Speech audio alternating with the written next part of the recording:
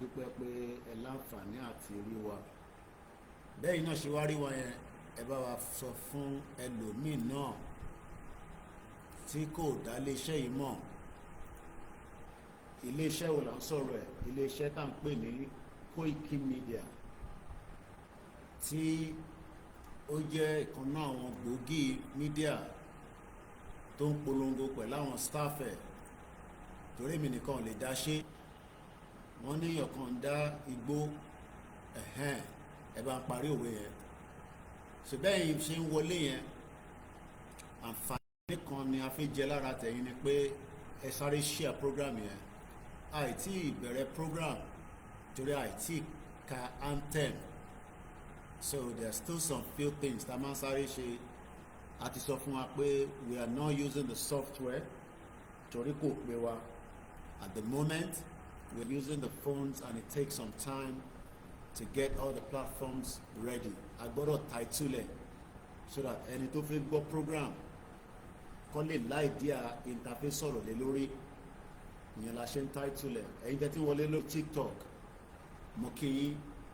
Ẹ̀yin tẹ́ tí wọlé lórí Instagram àti wà live lórí Instagram, so we will be live in the next few minutes. Àti wà lórí Twitter space, which is now equivalent. Mo monitor breaking news láti America. Quite a lot of historical things are happening. Ní ọjọ́ kan nílé ayé tá wà yìí, bẹ́ẹ̀ náà ni wọ́n ṣe máa jubilate káàkiri gbogbo àgbáyé pé àwọn ọmọ Odùduwà àwọn náà ti gbara wọn sílẹ̀ gẹ́gẹ́ bí orílẹ̀-èdè. Àìtí ní country, má jẹ́ kẹ́ni kankan sọ fún ẹ pé a ti ní country.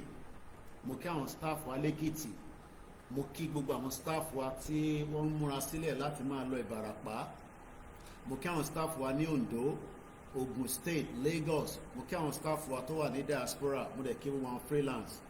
So program ti bẹ̀rẹ̀. Ibi báyìí ni a ti máa sọ òkodo ọ̀rọ̀ fẹ́yìn tí Nàìjíríà ṣe mú yín nígbàyà tẹ́ ń sọ pé Nàìjíríà máa ṣiṣẹ́. A máa dé Ìbàràpá lálẹ́ yìí torí pé gbogbo ta fi sọ a máa padà lọ wo kí ló ṣẹlẹ̀ tí àwọn ọmọ Ìbàràpá méjèèjì fífi dúpẹ́ lọ́wọ́ Olóyè Ìgbòho torí a ti ń palẹ̀mọ́ sílẹ̀. Gbogbo náà ni àjọ máa bára wa sọ. Àgbákọ̀ kéèyàn kankan máa pè ní àsìkò yìí. Ẹ̀tọ́ tó wá ń pè wọ́n tó wá ń pè lórí video call. So mo kí gbogbo èèyàn wa. So please share the program. Bẹ́ẹ̀ ṣe ń wọlé Yẹmí Fátókì mo kí ẹ Martins ìyàwó àtọmọ nǹkan bẹ́ẹ̀ mo kí gbogbo ẹ̀yin tí ẹ ti wọlé lórí TikTok. Social media is a big platform. Ṣẹlòmíì kan máa bá pàdé briefly kò ń ṣe nǹkan tó fẹ́ gbọ́ nìyẹn.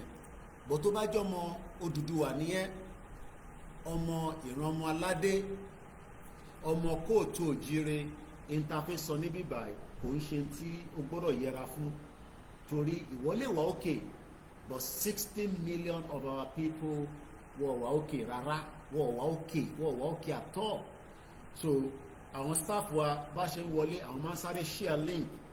Tẹ́ ẹ̀ bá ti mọ Koikimedia news page á jẹ́ pé ẹ ní mọ̀ pa wà live. So gbogbo yín náà ní kẹ́ darapọ̀ mọ́ wa. Gbogbo yín náà lẹ wà ní different groups but ẹ darapọ̀ mọ́ ti iléeṣẹ́ Koiki náà kí ẹ lè máa mọ̀ tá bá ti go live ẹ̀yin lẹ máa kọ́kọ́ jàǹfààní ẹ̀. Níbẹ̀ gbogbo àwọn staff wa pátá wọ́n ti mọṣẹ́ wọn bí iṣẹ́. Tá bá ti go live they will share all the links. Èmi náà sáré share sórí status mi so that kí ẹni tó mọ̀ pé mo wà live kọ́ lè ti rí pé a wà live, especially torí àwọn platforms wa are being attacked constantly. So we are almost there. Kí n kò share one more link and then we will be ready to go. YouTube méjìlá ń lò ní ṣe live lórí Koikimedia for now. Koikimedia backup àti WD76 media. Ibẹ̀lẹ̀ tí máa rí live wò. Ẹ̀yin tí ẹ máa ń wonder pé bàbá Koiki live tẹ́ ẹ̀ ń ṣe àwa náà fẹ́ máa gbádùn ẹ̀. A fẹ́ wà lórí live yín ká bá yín contribute ká dá sí but rí wa wò nítorí pé kí ni nítorí darapọ̀ mọ́ àwọn platform tí a ní ká darapọ̀ mọ́. Bẹ́yìn bá ti darapọ̀ mọ́ platform yẹn ẹ ní máa mísì nǹkan kan tó ń lọ lórí Koikimedia. Ẹ follow wa lórí Twitter tó ń pè ní X kẹ́lẹ̀ mọ́ tó ń lọ náà ni. Gbogbo àwọn kinní ó ṣe pàtàkì, ó ṣe kókó, torí ìrìn àjò tá gbé dání àìtí ní access ní full license láti máa broadcast lórí FM nínú Nàìjíríà. Wọ́n ní fún wa ní license, but wọ́n ń pe kinní kan ní pirate radio station. Ìyẹn possible. So mo kí gbogbo yín lẹ́ẹ̀kan sí tí ẹ ti ń wọlé. Facebook wa kan wọ́n jẹ́ ká lọ live lórí ẹ̀ mọ́, but a sì manage our life lórí ìkànnú ẹ̀. Mo kí gbogbo ẹ̀yin tí ẹ ti ń wọlé o. Ní ìjọ Sunday tí a fẹ́ mú yìí, nǹkan kan fi ṣẹlẹ̀ ní gbogbo Ìbàràpá. Má mísì conversation ta lẹ́yìn. Agbẹnusọ Ìgbòho ni mí, ó ti pàṣẹ pé ká lọ fohùn síta. Tó bá dẹ̀ ti ní ká lọ fohùn síta, a jẹ́ pé gangan máa sọ, gangan fẹ́ lù. Kí ni gangan náà? Àwọn ọmọ Ìbàràpá fẹ́ dúpẹ́. Kí ló dé tó fẹ́ dúpẹ́? Gbogbo yẹn lẹ máa gbọ́, torí èèyàn kan gbọ́dọ̀ pàgìrì lọ sí àdúgbò kan torí wá kọ́kọ́ béèrè pé kí ló ṣẹlẹ̀. A kí gbogbo àwọn police commissioner, a kí governor, à ń bọ̀, ẹni tó bá náà ní dé là ní dé bá. Ìyẹn kọ́ ni àkọ́kọ́ máa fi bẹ̀rẹ̀. Ẹ jẹ́ ká start Instagram wa náà ní bíbá ẹ̀ kí gbogbo ẹ lè dán mọ́rán tó ká bá ti wọnú ètò. Ìwọ tó gbọ́ Yorùbá mo lè help ẹ. Ọmọ Yorùbá ni mò ń bá sọ̀rọ̀, mo ò bá ọmọ Ìgbò sọ̀rọ̀. Kò sí tó kan ọmọ Ìgbò pẹ̀lú tí mò ń sọ ń bíbá ẹ̀, kò sí tó kan ọmọ Haúsá. But àwọn ọmọ Haúsá náà ní Baba Koiki, we dey hear wetin you dey talk. We be indigenous people. Ẹ jẹ́ ká kọ́kọ́ gbé yẹn wọlé náà, but a gbọ́dọ̀ respect anthem wa. Iṣẹ́ wa fúnlẹ̀ wa forílẹ̀ ibi wa, kàgbéga falẹ̀rí. Ìgbàgbọ́ wa ni pé bá ti bẹ̀rù làgbọ́mọ́. Ká ṣiṣẹ́ ká jọlá. Ìṣọ̀kan àtòmìnira ní kẹjẹ ká máa lépa. Ìtẹ̀síwájú fọ̀pọ̀ ire àtòhun tó dára. Ọmọ Oòduà dìde, bọ́ sípò ẹ̀tọ́ rẹ. Ìwọ ni ìmọ́lẹ̀ ògo adúláwọ̀. Àwa ni ìmọ́lẹ̀ ògo adúláwọ̀. Yoruba nation now. Yoruba nation, no retreat, no surrender. Yoruba nation, no going back. Mo kí wa ìkàlẹ̀ o. Mo kí bàbá wa, the leader of the self-determination movement. Mo láǹfààní pé privilege ni, kò ṣe pé torí èmi nìkan ni ọmọ Odùduwà àbọ̀ ọmọ Yorùbá. I was privileged that Baba Akitoye tún pè mí láàárọ̀ yìí. Private conversation, not for the public consumption. Kò ń ṣe pé torí mo mọ̀ ṣe, but nítorí pé bàbá rí pé àwa náà jẹ́ ẹni táwọn náà lè máa béèrè pé bí eléyìí iṣẹ́ ti sọ̀rọ̀ lórí eléyìí, ṣẹ́ẹ̀ṣì ń treat topic yìí, má gbàgbé topic tí mo ní kẹ́ máa treat. Bàbá náà máa ṣe ìrántí fáwọn ọmọ. At 90 years old, bàbá mọbi tí gbogbo wa tá à ń sọ̀rọ̀ lọ lórí social media, and he has followed it and he keep following it because bàbá lè dàgbà but wọn kì í ṣe àgbàlagbà tó dánú. Ọlọ́njà rí bàbá pẹ́. So mo kí bàbá wa, the emeritus professor Adebanji Stephen Akintoye, an historian. Kò sí kankan tí wọ́n fẹ́ sọ fún mi, kò sí àlàyé tó fẹ́ ṣàlàyé fún mi. A kì í ṣe ọmọ Odùduwà, a kì í ṣe ọmọ Yorùbá. O mọ̀wé tó bàbá Akíntóyè, because bàbá Akíntóyè kàwé. Ìwé tó kà ní Awólọ́wọ̀ bàbá lórí signal pé Banji pàdé mi ní Ìbàdàn. I'm talking about when Professor Akintoye was at the university. Níbẹ̀ ló ti pàdé, just like bẹ́ẹ̀mi àti Olóyè náà ṣe pàdé, just like bẹ́ẹ̀mi àti yín náà ṣe pàdé, torí àmọ́ra wa rí. but in tó kó gbogbo àpapọ̀ òun náà ni wọ́n pè ní àwọn ọmọ Odùduwà, àwọn ọmọ ìran ọmọ aládé. Má argue blindly nípa àkínṣe Yorùbá, ọmọ Odùduwà ni wá, àwọn ìtàn rádaràda, àwọn ìtàn tó ní weight. Bàbá ti sọ̀rọ̀ tán, Ọlọ́run jẹ́ kó sọ̀rọ̀ tán. Bàbá ti sọ fún wa pé there is nothing that is different between calling yourself a Yoruba or Odùduwà. Má lọ gbọ́ àwọn ọmọ Ìgbò. Àwọn ọmọ Ìgbò kan ló máa sàn kan Yorùbá fún wa. Ọmọ Ìgbò kìíní kan ọmọ Ìgbò pẹ̀lú tán tiwa. Má lọ jókòó ti àwọn ọmọ Haúsá, wọn ò lè sọ̀tàn tó bàbá Akíntóyè. Mo kẹ́yìn tẹ́tí darapọ̀ mọ́ wa, tẹ́tí wọlé àti bẹ̀rẹ̀ sí record, so mo lè sáré máa dárúkọ yín ní méjì mẹ́ta. Mo kí ẹ Ṣakiru, mo kí gbogbo wa pátá láì yọ ẹnìkankan sílẹ̀. Àkọ́kọ́ gbọ́dọ̀ kí bàbá Akíntóyè dáadáa. A non-violent elder statesman. Ẹ kálẹ́ o lórí Instagram, ẹ bá mi tọ́gbù tap lórí TikTok, kò ní bàjẹ́ fún yín. Gbogbo àǹfààní tèmi náà ni mò ń jẹ yẹn, níjọ́ kan ìwọ náà wàá wà lẹ́gbẹ̀ẹ́ Ìgbòho, wàá ya picture, wàá ṣe fídíò, wàá bá mi nà mí yẹ́yẹ́yẹ́yẹ́yẹ́, mò ń bọ̀ níbẹ̀. Mo kí bàbá Kẹ́mi Ọláògùn, kọ́lọ̀ ń jẹ́ àrí bàbá pẹ́. Torí bàbá ṣẹ̀bẹ̀rẹ̀ ayé jíjẹ ni, ìmọ̀ ń bẹ lórí bàbá yẹn.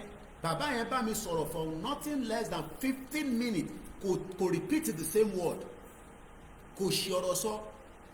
Màá máa wonder pé ṣé am I doing enough lórí ìrìn àjò yìí? Because tí bàbá yìí bá ń pè tó ń sọ báyìí tó ń sọ many things, you start wondering that ṣé mi ń ṣe enough. I should drive a very long drive. Mo kí gbogbo àwọn staff wa, mo kí driver, mo kí security. Torí ìrìn àjò kan ò kéré láti lọ bá olóyè Ìgbòho ká tó padà sí base tiwa náà, kò ń ṣèrìn àjò kékeré. Kọ́lọ́run ọba Elédùmarè kó máa fi ìṣọ́ ààbò kó máa fi ṣọ́ wa. A lè ṣọ́ra wa tán. Àwọn kan wà wọ́n ń dẹ ọdẹ pé àwọn máa mú wa, but àwọn alálẹ̀ ní ẹ̀yin ẹ máa báṣẹ́ lọ. Jésù ní ẹ máa báṣẹ́ lọ, ànábì ní ẹ máa báṣẹ́ lọ. Tó bá fẹ́ mú yín báyìí, òun á kọlù wọn, òun á pa gbogbo wọn dànù, òun á pa wọ́n run bó ṣe pa wọ́n run nígbà tí wọ́n lé àwọn ọmọ Israel. Má dọdẹ wa, torí tó bá dọdẹ wa wàá kọ̀ kú pẹ́. So mo kí bàbá Akíntóyè, bàbá ní ká máa báṣẹ́ lọ. Wọ́n náwọn náà dáwọ́ ṣẹ́rí pẹ́ẹ̀nì bàbá pẹ́ẹ̀nì yẹn búlẹ̀tì ni. Torí pẹ́ẹ̀nì tó wà lọ́wọ́ bàbá tí bàbá bá ti kọ́ báyìí, bàbá máa wá gbé fáwa, àwa máa wá bẹ̀rẹ̀ sí tó létò, a máa fi ṣe analysis. Má jẹ́ kẹ́ni kankan fún ẹ ní any pressure pé Yorùbá nation tó ń ṣe yẹn. Wo Putin àti Donald Trump wọ́n ti pàdé, wọ́n ṣe meeting lọ́wọ́lọ́wọ́. Historical event lọ́pẹ́, má kúrò lórí platform tá a wà nísìnyí, jókòó síbẹ̀ tó bá ní data tètè lọ lóde. Torí mo sọ fún ẹ pé níbí báyìí ni connection of international media. Àfẹ́ máa gbọ́n kankan ni, but máa kọ̀ ṣe privilege. This is what is going on right now. Trump and President Putin are together. They are talking in that bilateral meeting with their delegations. We understand they are talking now for more than. Ẹ̀yin ọmọ Yorùbá ṣe rí ẹ má lọ máa jókòó sáwọn rádaràda àwọn tó ọmọ bó ṣe ń lọ. Ẹlòmíì wà lábroad rádaràda ló ṣe tó fi wà lábroad for 40 years. Rádaràda rédèrèdè. Bàbá Akíntóyè ní ẹ máa engage, ẹ máa sọ̀rọ̀ jọ́jọ́ láṣẹ ń ṣe, kò tí ì dé wọ́ọ̀wọ̀. Mo kí bàbá mi Sulaimon, bàbá yìí ní ẹ̀mí débi pé yàtọ̀ sí jọ́ tí màmá wọn kú lọ change DP wọn, kò ṣe pé mo fún wọn lówó. Látijọ́ tèmi àti wọn ti mọ́ra báyìí lọ ti ń lo DP mi àti wọn, wọ́n change rí. Ọlọ́run àpọ́n yín lé. Ẹ má máa sọ pé àní bá Tinubu sọ̀rọ̀, àní bá kíníkan náà, gbogbo wọn la máa bá sọ̀rọ̀. Ó wá kù sáwọn lọ́wọ́ kọ́ ṣe ń ta fẹ́ lórí ọ̀rọ̀ olóyè ọmọ Adéyẹmọ Ìgbòho ṣá, lórí ọ̀rọ̀ Yorùbá nation. Historical event. Donald Trump wọ́n ní kò ṣẹlẹ̀ rí. Ẹ jẹ́ ń dìde. Donald Trump àti Putin wọ́n jọ wọnú beast. Mo máa ń pè ní beast. That is the vehicle that American president goes and drive inside. Àwọn méjèèjì jọ wá wọnú lé àmọ́ tó ń sọ. inú sọ yẹn kò ń ṣe gbogbo èèyàn ló máa gbọ́ bọ̀ wọ́n fẹ́ parí ìjà tó wà láàrin Russia àti Putin. Àwọn ẹ̀ sì bẹ̀rẹ̀ ìjà àmọ́ a máa lo gbogbo tó ń pè ní the power of the media lórí Koikimedia. The power of the media is what we are going to use. À ń bọ̀ ní Ìbàràpá kò ń ṣe tìjà. Mo kí bàbá wa Olúgbọ́n Orílẹ̀-Ègbọ́n. À ń bọ̀ ní Ìbàràpá, gbogbo ọmọ Ìbàràpá ẹ lọ múra sílẹ̀. Ọmọ Adéyẹmọ ó ń bọ̀ ní Ìbàràpá. A fẹ́ wá sọ fún yín pé a ti gbọ́ igbe o, ẹ fẹ́ dúpẹ́ ni o, àwa náà ń bọ̀ wá fọpẹ́ yín. Mo kí gbogbo ọmọ Yorùbá. Ẹ̀yin tẹ́ ẹ ṣe yẹn ẹ ti compromise ọ̀dẹ̀ gbàtọ́ òun lélẹ́yìn ní sí Putin ló ń bọ́lẹ̀ nínú aircraft, Donald Trump ń bọ́lẹ̀ nínú aircraft. Wọ́n fẹ́ parí áwù tó ń ṣẹlẹ̀ láàrin àwọn méjèèjì. Putin ló ń bọ̀ yẹn ó fẹ́ gẹ̀ báyìí àlàyé bàbá àgbàlagbà bí a ṣe máa bí i bàbá àgbàlagbà. Olóyè wa ná ọ̀rọ̀ insecurity ilẹ̀ Yorùbá ó mú òun nígbà àyà. A fẹ́ gbé yín dé Ìbàràpá, a kọ́kọ́ gbọ́dọ̀ ṣàlàyé kí láwọn nǹkan tó ń ṣẹlẹ̀ ní Ìbàràpá. Mo kí gbogbo ẹni tẹ́ tí ń wọlé. A gbé láàárọ̀ a ní ẹ support wa. Àwọn few nínú gbogbo broadcast over thousands of people have listened but only few did the needful. Mo ti release 100,000 kan àti to send 80,000 coffee rare full tank tó máa ṣe gbé wọn láti Èkó tẹ̀sí máa lọ sí Ìbàràpá lọ́la. Gbogbo owó ta nílẹ̀ ní sí kò tó 50,000 naira. Àdẹ̀ ń sọ̀rọ̀ 2 million. Àdúpẹ́ fọlọ́run. Bọ̀tẹ́ láìka bá ti wá jókòó báyìí ẹ fẹ́ gbọ́ nǹkan ta fẹ́ sọ bọ̀ tó bá di pé ká yọ owó lápò ká fi support ìrìn àjò yìí ó difficult. Mo kẹ́yìn tí ẹ náwó tí ẹ gbọ́ broadcast àárọ̀ ẹ dẹ̀ ṣe the needful. Táwọn èèyàn bá fún wa lówó nísìn so tó bá dọ̀la nísìn máa ní káwọn èèyàn lọ sílé epo ó yá Koikimedia ẹ tapo fún wọn àti send 80,000 naira sí driver. Bọ́tẹ̀ jẹ́ pé yẹn nìkan lọ́sìn máa fi lọ sọ́nà Ìbàràpá lọ́la torí àwọn staff tiwa máa dé Ìbàràpá lágbára Elédùmarè. Signal Koikimedia máa jáde ní Ìbàràpá lọ́la. Mo kí gbogbo ẹ̀yin ọmọ Ìbàràpá ẹ kú palẹ̀mọ́ sílẹ̀ fún ọmọ Adéyẹmọ Ìgbòho ṣá. Ó dé tán ó dé padà.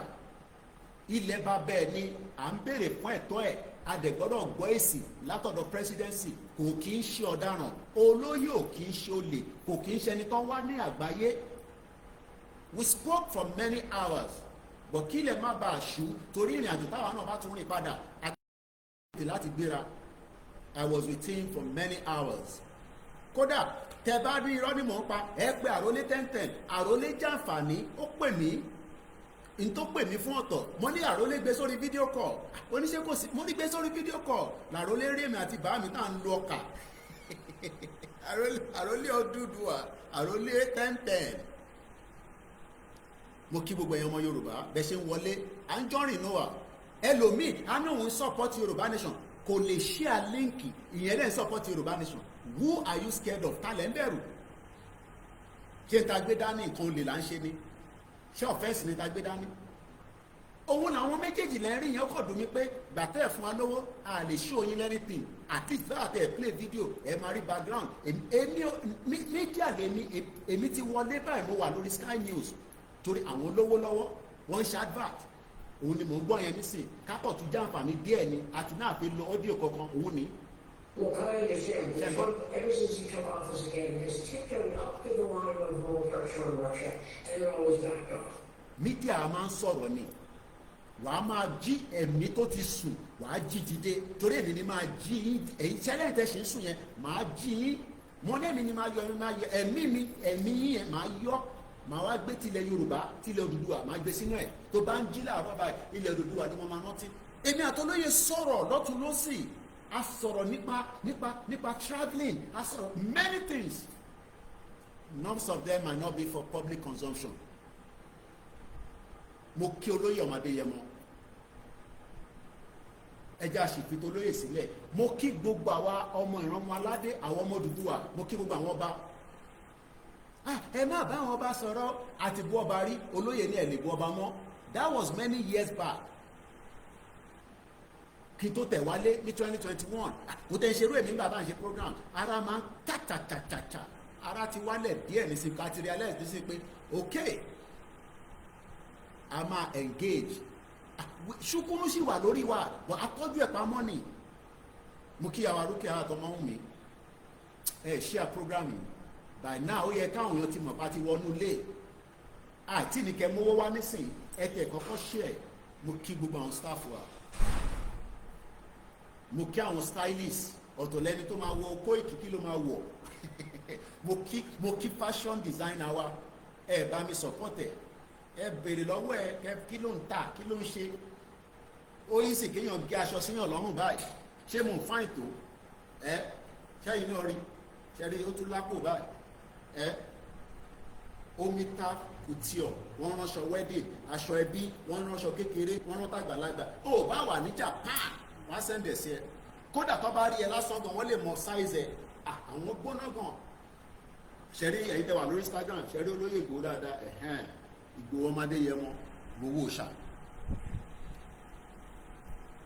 Mo níbi tó bá ń lọ la máa tẹ̀lé lọ pẹ̀lú gbọ́nà ọ̀nà rẹ̀ ní jẹ́ ká ṣiṣẹ́. Now ká tètè máa padà wá sínú ilé torí ọ̀rọ̀ pín sọ ó ṣeé ṣe ká ju 3 hours lọ tó bá ń kánjú má pọ́n mi lójú èmi ò kánjú níbí báyìí. Mo kí gbogbo yín dáadáa. Ìgbòho Elédùmarè ọkùnrin kan wọ́n ó tútù sọ lẹ́ni ó ní Fúlàní ò lè dáhùn dúró. Fúlàní ò lè dá dúró. Koiki, what do I think of President Tinubu? Let him dissolve the union. I have nothing against him. Kí President Bola Tinubu dissolve the union. Káwọn ọmọ Igbo yé máa bú mọ́, káwúsá yé máa bú mọ́, Fúlàní yé máa bú mọ́, kó dissolve union yìí, kó dẹ̀ tú Ìgbòho sílẹ̀ torí Ìgbòho kì í ṣọ̀daràn. Ìgbòho kì í ṣọ̀daràn, ó ń travel, ó ń lọ Germany, ó ń dé, ó wá London. Kò kì í ṣọ̀daràn. Ẹ rántí pé mo tún sọ fún yín pé mo tún béèrè lọ́wọ́ chief pé ó dẹ ẹja àjọ dé Belfast ká lọ rí ẹ̀gbọ́n wa Bọ̀dá Kọ́lá ká dẹ̀ dọ́dọ̀ màmá bọ̀bọ̀ tó ní Nigerian restaurant tó ń ta iyán tó ń tà nǹkan ìyẹn ní Belfast níbẹ̀ láti lọ lòkèlè labara ticket kọ́lọ́ba ń dúró tí kò gbọ́dọ̀ kú dáadáa. Mo kíyàwó olóyè náà wọ́n wá ra ticket yẹn mo wá fẹ́ wò bóyá wọ́n máa dá olóyè dúró tá bá dé airport because èmi máa ń lọ pàdé olóyè tó bá ti wọlé ní Stansted ní London Heathrow. Àwọn kì í ṣe olódì Bọ́lá Tinubu ẹ̀yin tẹ́ ń tẹ̀lé Tinubu ní kẹ́ sọ fún pé ọ̀rọ̀ Nàìjíríà kò lè rí kankan ṣe òkò ìjàwá lọ́ba kìíní kan lọ́ba Nàìjíríà is dead kò sẹ́mi kankan tó mì lára Nàìjíríà mọ́. Olóyè bá ní coordinator ṣé mo ní mo gbà yín gbọ́ ẹ jẹ́ ká jọ travel èmi àti yín ò tí jọ wọ plane rí ẹ jẹ́ àjọ travel kí tẹ̀ rí pé lóòótọ́ kò ń ṣe pé ẹ máa ń lo magic àbí bóyá ẹ máa ń pògèdè kan tẹ bá dé airport ni wọn ò ní gba pálí yín ẹ kàn wọlé lọ because kò sí bó ṣe fẹ́ travel no matter how the journey is o gbọ́dọ̀ mú passport jáde pé this is my passport this is my identification lábàtẹ́ná sọ́kọ̀ lọ sí Belfast mo bá tó sẹ́yìn mo fẹ́ wò bóyá ọlọ́pàá kan máa wá tó máa béèrè pé you are wanted à ń wẹ̀ ní Europe kí ló ń ṣe ní bíbá mo wá rí i pé àṣẹ Nàìjíríà ló fẹ́ fi tiwọn kó bá ọmọkùnrin kan tó represent gbogbo ọmọ Yorùbá ju Bọ́lá Tinubu lọ because ìlà olóyè ṣì wà níbẹ̀ èmi gan kọ́là ó kọ́ báyìí ó wá ní wọ́n ń pa wọ́n ní ìgàgán ẹ ti gbàgbé màá rán yín létí mo kí YSDL is a privilege to be one out of many tó máa pè pé Koiki ó ń lọ báyìí Koiki ó ń lọ báyìí wọ́n ní gbogbo ẹ̀kọ́ ni wọ́n ní mo gbọ́dọ̀ sọ síta iṣẹ́ ń lọ mo kí Káyọ̀dé mọ̀lá bí ṣe ń wà lórí conference call wọ́n pè kọ́ọ̀lù ń wọlé lọ mo ní mo fẹ́ lọ wẹ̀ mo ti sọ fáwọn èèyàn lórí program pé mo ń lọ wẹ̀ mọ́tò ti ready security àwa náà gbọ́dọ̀ ẹ̀hẹ́ oyè yín àdúpẹ́ fọ́lọ́run ni mo wá rí pé wọ́n wá ju olóyè gbé passport fún wọn èmi wá ń wò bóyá olóyè ṣe mú passport yẹn bóyá wọ́n máa tẹ button pé ẹ mọ̀ pé ẹni tó ń wá according to Nigerian government pé wanted ni bóyá wọ́n máa tẹ button bóyá níbẹ̀ lọ́ máa mú olóyè sí. This was in 2024 last year ni mo tell you when Oloye came to London for his birthday and the mega rally and we wanted to travel to Belfast. Mo ní a máa lọ by air ni mo fẹ́ witness kankan lóye torí tèmi bá ti witness ẹ̀ ó máa easy fún mi láti sọ fún ẹni tó jókòó sínú yàrá ẹ̀ tó ní Oloye is wanted, Oloye is criminal. Báwo ni coordinator tó jẹ́ agbẹnusọ ẹ̀ kò gbọ́dọ̀ mú confirmation. Mo wá realize pé bólóyè ṣe gbé pálí yẹn lé wọn lọ́wọ́ báyìí o rò pé pálí Nàìjíríà ni mò ń sọ ni ṣé pálí Nàìjíríà wúlò wọ́n ò jẹ́ kó lóye gba pálí olóyè fẹ́ gba pálí wọ́n jẹ́ kó gba pálí wọ́n ní you are wanted ní Germany ó fi lẹ́tà yẹn wọ̀n mi báyìí ni kò ṣe kó sọ fún mi lẹ́tà yẹn mo kà á you are not allowed to you are not entitled to Nigerian passport má wọrí nípa passport tó fi travel ìwọ fìyẹn sílẹ̀ ká dúpẹ́ fún German ká dúpẹ́ fún Germany ká dúpẹ́ fún German government tó mọ̀ pé eléyìí ò kì í ṣe olè kò dẹ̀ ń ṣe ọ̀daràn kò ń ṣe wanted ó bímọ ó níyàwó ní Germany ó ní business ó ti ń lọ sí Germany ó ti ń ṣòwò kí ìwọ kó máa sọ pé tó ń fẹnu ẹwà rough àti náà àṣekè ìbúmọ́ ní bíbá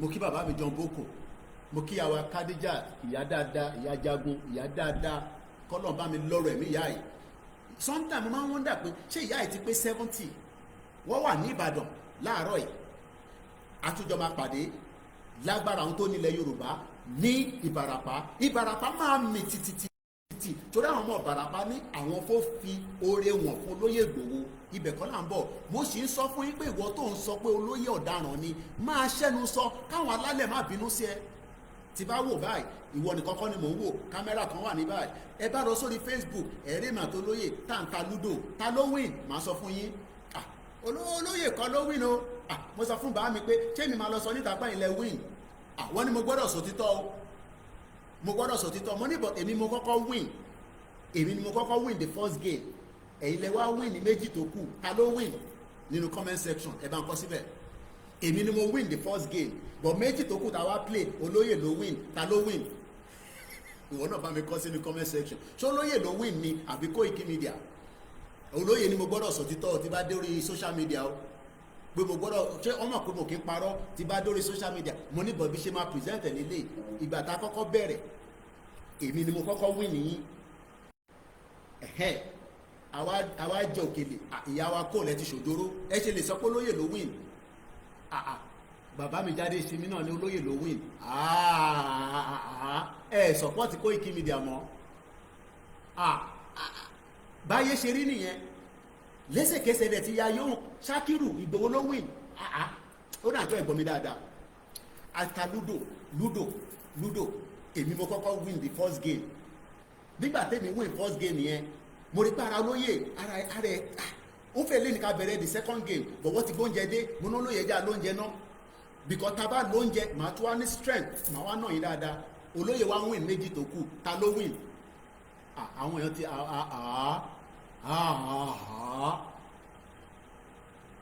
bàbá mi Kúnlé Ṣítà èmi àti ìjọ wa London ni olóyè ò gbé London Germany ló ń gbé ẹ support mi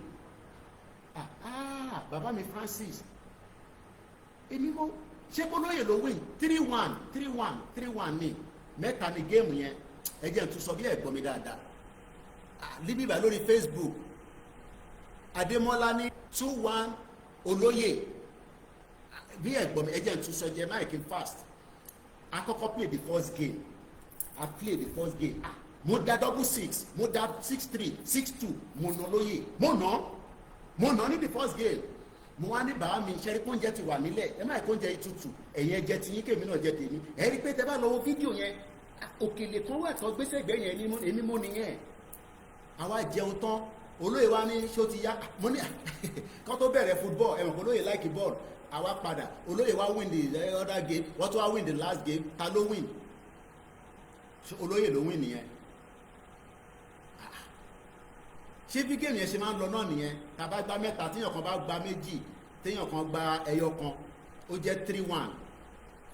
mo sọ fún Olóyè pé return match à ń bọ̀ bí atabadé láti Ìbàràpá ẹ já padà sórí nǹkan tá à ń sọ lọ, because many of ọmọ Yorùbá rò pé torí pé Buhari sọ pé mo kí ẹja ayé TV, Buhari sọ pé Oloye is wanted and that means that Oloye is a criminal. in tó kọ́kọ́ fa wàhálà láàrin Olóyè Ìgbòho àti Buhari nìyẹn tó ń pè ní ṣé bàbá ó ti lọ báyìí nísìn. Buhari kú ní 2017 o, ó kú ní 2025 o. Buhari is officially dead, is gone, ó ti lọ. mo kí Muslim, mo kí Christian, ẹ má jẹ́ ká jàjẹ̀ sí i. nígbà táwa dé airport ẹ mọ̀ pé èmi observe bóyá wọ́n máa dá Olóyè dúró as a wanted. mo wá rí i pé tọ̀wọ̀tọ̀wọ̀ ẹ má bínú family comfort, ẹ jẹ́ sáré sọ fún ìyàwó mi pé mo wà lórí live. ìyàwó Oòduà ẹ ṣe ń lọlé ni, mo wà lórí live. Hello, how are you? You're right. All right. How are you? I'm on a program right now. How was your? Where did you go again? Bowling. Okay. All right. I'm not showing daily. I'll call you when I finish. I'm on the live. Where's my boy? Where's my prince? Hello, boy. Hello, Daddy. How are you? Good, how about you? I'm all right. Say Yoruba nation. Now. Yoruba nation. Now. Yoruba nation. Now. All right, love you. Hello, Majid. Hello, Miriam. Hello, everyone. I'll call you back, guys, later. Okay? All right, love you all. Love you too. Bye. Ẹ má bínú ẹ̀yin tẹ́ wà lórí TikTok. Àwọn ọmọ Oòduà ló pè. Ẹ má bínú sí mi. Wọ́n ní family come first. So just to buttress, gbogbo yín ti ṣòjóró, gbogbo yín lẹ ṣòjóró, ẹnu Olóyè ló win. 3-1 ní géèmù yẹn, 3-1. Olóyè méjì, èmi mọ́ ẹyọ kan. Ṣé Olóyè ló win nìyẹn? Ṣàti accept Olóyè ló win. A máa gbá return match. Hashtag Igboho Koikimedia Ludo game. Hashtag Igboho Koikimedia Ludo game. Anyway, ẹ má bínú ẹ̀yin tẹ́ wà lórí TikTok, àwọn ọmọ Oòduà ló pè.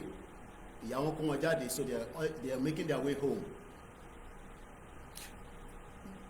Níbẹ̀ ni mo ti wá realize pé Olóyè tí wọ́n ń ṣe pé wanted ní Nàìjíríà is not a wanted around the world. So níbo ni this stigma, this notion that Igboho is a wanted and he must kí má tàbọ̀. Mo wá ṣe realize pé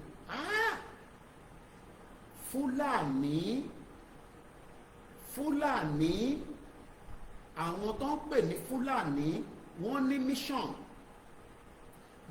wọn dẹ̀ ni pé wọ́n fẹ́ fi tiwọn record látẹ̀ nǹkan wọ́n fẹ́ fi tiwọn wọ́n fẹ́ fi kó bá ilẹ̀ Yorùbá kọ́kọ́kọ́ portray Olóyè sí internet. ẹ farabalẹ̀ kẹ́kọ́ bí wàá, this is the game that I wanted to play out. wọ́n kọ́kọ́ fẹ́ mú Olóyè, wọ́n mọ̀ pé ọmọ Adéyẹmọ Ìgbòho ṣá, ẹ má bínú ẹ̀yin tí ẹ bá ń gbọ́ audio yìí, àti bẹ̀rẹ̀ program for 33 minutes ká tó bẹ̀rẹ̀ audio yìí. Koikimedia bringing the world closer to your door. Èní ní 15th of August 2025. Màá rí ká bọ̀ ká máa tẹ̀síwájú. Mo ní mo fẹ́ confirm pé ṣé lóòótọ́ ni Olóyè tí Buhari sọ fún wa nígbà yẹn pé àwọn declare wanted, ṣé bẹ́ẹ̀ náà lórí ní outside the country? Because to confirm that, you have to be in the same situation to understand whether Oloye was wanted. Àwa jọ tẹná sọ́kọ̀ láti London. kò ń ṣe train láwọ̀, kò ń ṣe mọ́tò láwọ̀, a lọ by air tó ń pè ní plane láti London. Nígbà tí wọ́n wá ń check in Olóyè, mo wá rí pé nígbà tó Olóyè fún wọn ní pálí, èmi rò pé bóyá wọ́n máa tẹ bọ́tì pé ọlọ́pàá o, ẹni tán náà ń wá òun leléyìí o, ó ti dé bíbá yìí o, ó yẹ já mú mọ́lẹ̀ o. Mo wá realize pé Fúlàní fẹ́ destroy image Olóyè Ìgbòho ní international arena.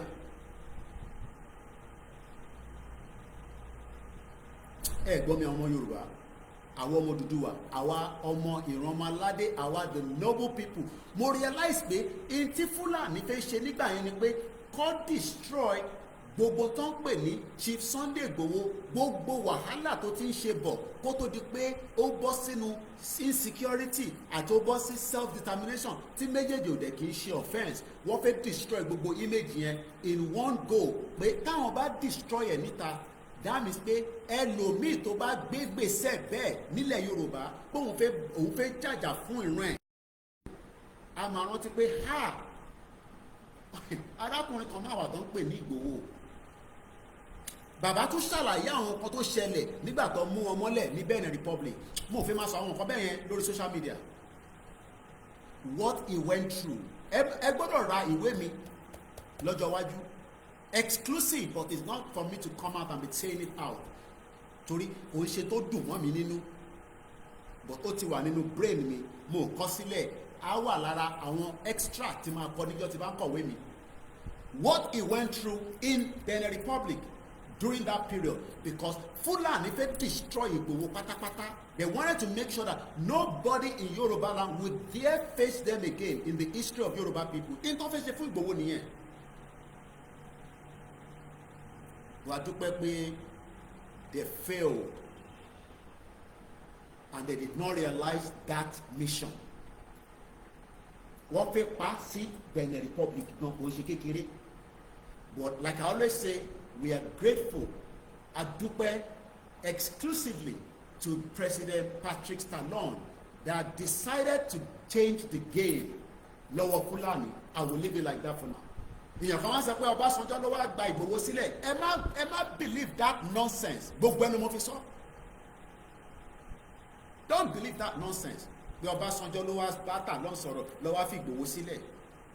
Don't believe that nonsense from anybody that comes on here and talk like that. Kódà wọ́n tún mẹ́nu bà Délé Momodu, king of freely sleep for a little bit. Délé Momodu came to visit him. Délé Momodu wanted him to beg Ọbásanjọ́. Ìgbòho pààyàn ni, kí ni nǹkan tó ṣe? Délé Momodu is alive. Ẹ lọ confirm lọ́wọ́ ẹ̀. And I'll just leave it there for now. Délé Momodu was in Benin Republic, wanted Igboho to go and beg Obasanjo so that the only one thought kill. Lẹ́sẹ̀kẹsẹ̀ Délé Momodu got the message and it's ó dá padà sínú ilé ni. Pé actor ló ń pe bàbá ìlú ọ̀tọ̀, eléyìí jẹ́ níhùn ni, eléyìí ò ń ṣàwọn táwọn mọ̀ tó bá ti ní óyá Ghana must go, dọ́là rèé, náírà rèé. Ó ní ìgbà kan jólẹ̀ ó ní báwọn ìkẹjọ gbogbo ẹ̀. Ọlọ́run ló dá Ìgbòho fún wa, kò ń ṣe ọmọ ènìyàn. Ọlọ́run ló fún wa ní táìmù tiwa yìí. Àrí Jésù àgbà fún Jésù, àránàbí àgbà fún, àrí Ṣàngó àgbà fún Ṣàngó, àrí Odùduwà àgbà fún Odùduwà, àrí Ọbàtálá àgbà fún. Ẹ wá náà nígbà fún Ìgbòho, ta lẹ fẹ́ gbà fún? Ta lẹ yìí tún fẹ́ gbà fún? And that is why tí a ṣe ń sọ pé ọ̀rọ̀ tó wà nílẹ̀ yìí òun ní Trump àti Joe Biden wọ́n fẹ́ sọ̀rọ̀ Joe Biden, Trump àti Putin wọ́n fẹ́ yanjú ọ̀rọ̀ ìjà tó ń ṣẹlẹ̀. Má sọ̀rọ̀ in tó ò bá mọ̀. Ṣé rí gbogbo àwọn wọ́n ṣe YouTube video? Anybody can sit down and talk about YouTube video. I am the only person that can still give you a little bit, not everything, because ní sọ gbogbo tí kò jẹ́ ká sọ lórí social media. I don't need to come on the social media. Mo ti ń ṣe Yorùbá nation. Olóyè gan ló padà tó wá rí èmi náà. Ọlọ́run fẹ́ jẹ́ kí méjèèjì máa ṣiṣẹ́ papọ̀ ni. I have been speaking about Yorùbá nation kó tó lóye kó tó darapọ̀ mọ́ Yorùbá nation. Torí security lolóyè gbé dání. Olóyè wa àti security àti self determination ọmọ ìyá kan náà ni wọ́n. adúpẹ́ fún Ìyá Jagun, adúpẹ́ fún Gani Alágbàlá. I met Ìyá Jagun in 2021 right in Igboho's house. Igboho was not at home. Igboho to travel. I was the one in charge of the house. Ìyá Jagun dé. That was the very first time I was meeting her. In to bring ọ̀rọ̀ Ibarapa, òun ni mo fẹ́ gbé jáde. Because when we are going tomorrow, nobody should say anything more than àwọn ará Ìbàràpá méjèèje wọ́n fẹ́ dúpẹ́ lọ́wọ́ Olóyè Ìgbòho fún iṣẹ́ takuntakun tó ṣe ní axis yẹn fún wọn. And I have opened many incidents that have happened in that area. But mo ṣe ń sọ̀rọ̀ nípa ṣé Olóyè wanted ni. Don't ever believe that nonsense, because the Fulani wanted to destroy Oloye Igboho brand image totally built for many years. Igboho has traveled almost at least, if not around the world, ó ti lọ sí many countries around the world. Oloye ní passport mẹ́fà lòun máa ń gbé travel tí gbogbo ẹ̀ kún fún visa. That is what they wanted to destroy. Destroy his image so that kò ní ìyẹn ni professor kan tún ṣe ń jáde nísìn tí mo tètè ya sọ fún professor yẹn pé ẹ má dánwò tó bá ti gbowó lọ́wọ́ Fúlàní má dánwò torí Ìgbòho máa dé America at the appropriate time tó bá wù. Ẹ má lọ prepare any ground fún Trump pé Ìgbòho yẹn òun àti Gumi ẹ wá kó picture Ìgbòho. Ó kò jẹ́ pé màmá tó bí mi mo ti sọ fún pé lórí social media máa tempo ọ̀rọ̀ àlùfànṣá Ọlọ́run yọ yín Professor Moyo ìjọ mẹ́ta ẹ̀ ní jẹun nínú ilé yín fún nǹkan tẹ́dánwò yẹn Ọlọ́run yọ yín pé mo ò sí nínú pé à ń jáde lórí social media mọ́ à ń ṣe bí èyí gbé picture Ìgbòho táwa ń bá ya picture ẹ̀ ló wà lẹ́yìn mi ẹ lọ sórí TikTok ẹ wá gbé papọ̀ pẹ̀lú terrorist tó ń pè ní Gumi. So tí Ìgbòho bá fẹ́ wọ Amẹ́ríkà tọ́ba wá type Ìgbòho a wá gbé picture Gumi a wá gbé tiyín náà jáde ẹ rò pé àmọ́ bó ṣe ń lọ. The same thing that Fulani wanted to do ẹ̀yin náà tún fi wá gbé ìrìn àjò yẹn ẹ̀yin dẹ̀ pé dání lọ́mọ Yorùbá. Mo ní kẹ́ jáde kẹ́ sọ̀rọ̀ lé lórí padà ẹ ṣe bí ìtẹ́ ẹ̀gbọ́n tí mo sọ mo ò tí ì ráyè tiyín ni mo ò tí ì ráyè tiyín. So tẹ́yìn bá tó bá pẹ́ ẹ̀ẹ́dẹ̀ lè bí Ìgbòho. I don't know your age. Lè bí Ìgbòho. You might be a professor, but Ìgbòho ní kódà ká fi play ludo tán ó mọ ọgbà tí tó bá da 6 mẹ́ta double 6 and 6 Ìgbòho mọ ibi tó lè gbé dé ẹ wá ní kò mọ̀wé. Ìdíṣẹ́ nígbà tó ń travel tó lọ China tó lọ America ṣẹ́yìn lẹ́ lọ bá ṣe business. Fúlàní fi wá destroy gbogbo image yẹn tán ní 2021. Àwọn ọ̀dàlẹ̀ kan tó wá sọ nímọ̀ ẹ̀ pé Koiki ló máa sẹ́tẹ̀ ọ̀pọ̀ ṣègbè àti ẹ̀ náà la ṣèjọ wà lẹ́ni adúpẹ́ fọlọ́n.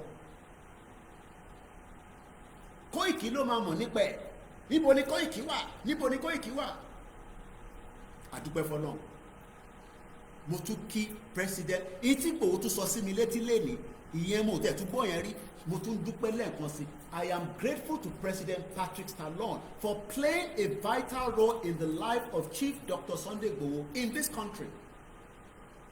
Ká máa dúpẹ́ ni tó bá jí làárọ̀ tó bá pe gbogbo family ẹ̀ tó ṣàdúrà fún wọn ṣàdúrà fún Ìgbòho náà. Fúlàní fẹ́ finish ẹ̀ tán pátápátá sí Benin ni. I will just leave it like that. Kì máa lọ too deep into it. Torí bẹ́ẹ̀ làwọn kan fẹ́ like. And anybody that use my video, I have warned you. Mo ń wọ́n ní through management ẹ credited torí tó bá dùn lẹ́ máa yọ nínú ẹ̀ ìta bá náà fẹ́ owó ẹ̀ fún wa lówó kẹsọ̀ fáwọn tó ń jẹ́ follower tí náà pé arákùnrin Koiki ó nídìí owó tó bá pọ̀ èmi náà láwọn tá a máa fún a lè fún anybody ní ṣe gbá pé wọ́n lọ Ìbàràpá nísìn torí pé àwọn agun àti ní enough. Mo kí lẹ́ẹ̀kan sí Ajagun mo kí kò gbọ́dọ̀ kú obìnrin takuntakun ó dúró tí Ìgbòho tán kò gbọ́dọ̀ kú mo kí ẹ. Mo kí Sister Ellie mo kí gbogbo àwọn tó ń pè ní ọmọ Odùduwà tó jẹ́ àwọn ọmọ wọ́n dúró ti Ìgbòho wọ́n pọ̀ rẹ́pẹ́rẹ́pẹ́ ṣáyọ́n lady la fẹ́ sọ ni mo ní àwọn obìnrin iṣẹ́ tó ń ṣe nínú ìrìn àjò yìí ó ju tàwọn ọkùnrin lọ àwákọ̀ ní ṣúkúnú lórí ni torí obìnrin máa plan nǹkan a sọ pé má ṣe báyìí ẹ ṣe báyìí ẹ gbogbo ìtẹ̀rùpá ṣe ní 2021 látún máa play this time around mo ní game yẹn ti change ìyẹn lára ṣe ń ta wọ́n because wọ́n mọ bó ṣe ń lọ mọ́ ẹ̀ẹ́dẹ̀ lè mọ bó ṣe ń lọ. Mo kí Gani Alágbàlà president Ìfẹ́lódùn, mo kí bàbá wa Àwòrò Ṣàṣà, bàbá dáadáa kọ́ lọ́ọ́ bá ń fọ̀rún kẹ́ ìyá wa Janet Fashaki. Mo ní kí n padà sọ́dọ̀ Ìgbòho sẹ́ ní 2024 tá a fẹ́ travel lọ sí Belfast. Mo ní mo fẹ́ mú confam pé sárákùnrin yìí, because ìwọ ò sí níbẹ̀, èmi ni mo lè sọ fún ẹ pé nígbà tá a dé airport ò ń ṣe bí tó máa ń pàgìrì wọ airport for 15 years. I could not cross the bar. Many times mo bá ń dé airport, mo ò mọ tó ń ṣẹlẹ̀ ní behind the scene. Kí ni mo mean by that? Sórí ibi tó bá ti júwèé tó bá ti sọ pé bye bye fáwọn èèyàn, o ò lè mú tó ń ṣẹlẹ̀ ní the other side. Wọ́n múyàn sílẹ̀ ni, wọ́n múyàn sílẹ̀ ni, ẹni yẹn travel ni, àìmọye ẹni tó máa sọ pé bye bye. Sórí nígbà tó bá ti check ẹrù ẹ̀ tán, wọn ò ní gbé nígbà tó bá dé boarding pass gangan, because níbi boarding yẹn gangan wàá tún tún ẹrù ẹ̀ wé, àbí mo parọ́ ẹ̀ tẹ́ ẹ̀ travel, ẹja mi ti bá parọ́. But for 15 years èmi náà ní access láti ṣerú ẹ̀, láti lè travel jáde kúrò nínú airport. Mò ń dé airport lóòótọ́, but mo mọ tó ń ṣẹlẹ̀. Nígbà táwa dé check-in, wọ́n check ẹ̀ yìí níta lóòótọ́. Mo ní bí a olóyè lo torí gbogbo ilẹ̀ máa ń ní olóògùn, ó lóun lọ́lọ́run lọ́wọ́, ẹ̀ sọ pé olóògùn. Mo ní bí olóyè ti pògèdè, mo ń wẹnu ẹ̀, mo ní bá mi ṣé kò ń ṣe pé àwa check-in tán, àwa cross sí the other side, wọ́n ní ká bọ́ bàtà, wọ́n ṣe gbogbo ẹ̀. Ẹ mọ ẹ̀ tẹ́ bá ń travel ṣàtìyẹ yín fi ṣe máa ń sọ. Bẹ́ẹ̀ ni eégún Mọ́gàjí Àwòrò Ṣàṣà, bàbá dáadáa, àwọn yẹn náwó, wọ́n nọ́ra sí ìrìn àjò yìí. Mò ń wo lóyè, èmi wà lẹ́yìn, mo fẹ́ make sure pé kò ṣe pé nígbà tá a ti kọjá checking point àkọ́kọ́ níta, bí a ta bá fẹ́ wọlé, bí a kọ́kọ́ signal, nígbà tá a wá débi tá a fẹ́ wọ plane, the final boarding kìíní gangan. Ẹ ṣáà máa ń rí àwọn fídíò tí máa ń ṣe, gbogbo ẹni máa ń ṣe fún yín náà, ẹ lọ sórí social media kẹlẹ́ ó máa ń fídíò mi. O ò wọ London lóòótọ́, o ò wọ plane rí, but tó bá ń follow Koiki wàá ní knowledge tí mo sọ. Mo wá expect pé ní the last boarding pass yẹn wọ́n máa dá Ìgbòho dúró pé criminal tí Fúlàní pé ni, pé ṣèbí Fúwárí ni wanted ni, kò ẹni tó bá jẹ́ wanted ò gbọ́dọ̀ wọ plane ni. Mo wá ṣe realize pé àṣẹ Fúlàní fẹ́ destroy olóyè fún wa ni. Wọ́n mọ tó olóyè, ó mọ mo ní Yàyà Bello, ó wà on record, mo ní fídíò ẹ̀ nígbà tó pè wá, in tó sọ tó ń sọ lọ́rọ̀ Ìgbòho ní north kò ń ṣe kékeré, especially in tó ń pè ní Sultan of Sokoto yẹn. Yàyà Bello gave us some information. Ibẹ̀ ni mo ti mọ̀ pé bí ṣe wà live báyìí sí wọ́n record ẹ̀ ní north, wọ́n ṣe recording àwọn náà ní studio. Bá a dúpẹ́ fọ́lọ́run, àdúpẹ́ fọ́lọ́run. So eventually mo wá wò pé bí abíkà lọ ti máa dá Ìgbòho dúró, ó ṣeé ṣe kó jẹ́ pé kò ní bọ́ọ̀dì plane yẹn. Mo wá ń wò bí àwọn máa tẹ bọ́tì kan, bí àkọ́kọ́ máa ṣẹlẹ̀, mo ń ní sùúrù, ọkọ̀ pass gbogbo àwọlé ni. Nígbà tá a tún wá land, a tún wọ plane padà, mo wá realize pé no, there is an agenda by some Yoruba people in conjunction with some Fulani to destroy him completely. Mo ní okay, ẹ̀bẹ̀ mi náà níbẹ̀, as long as tí bá ṣì ń jágbẹ́nusọ ẹ, bí mo dẹ̀ jágbẹ́nusọ ẹ mọ́, I will be with him day, night, afternoon. Mo á ní bá mi, ìjọkíjọ tẹ bá ti sọ pé ó ti yá, tàtú fẹ́ máa lọlé, tí àwọn bá ti kúrò létí pẹ́ 2021 ní Ìgbòho ti kúrò ní Nàìjíríà, ó wá sí yẹ, which is his right. Kò ń ṣe pé ó ti ní freedom tán, ìyẹn la ṣe ń sọ fún Jagaban Aṣíwájú Bọ́lá Ahmed Tinubu pé àwọn ọmọ Yorùbá nífẹ̀ẹ́ Ìgbòho ju bẹ́ẹ̀ ṣe ń ṣe yìí lọ. Igboho is loved around the world. Ẹ forget gbogbo àwọn rámaràmá rédèrèdè, adúgbò lọ́wọ́ àwọn tó ti jáde.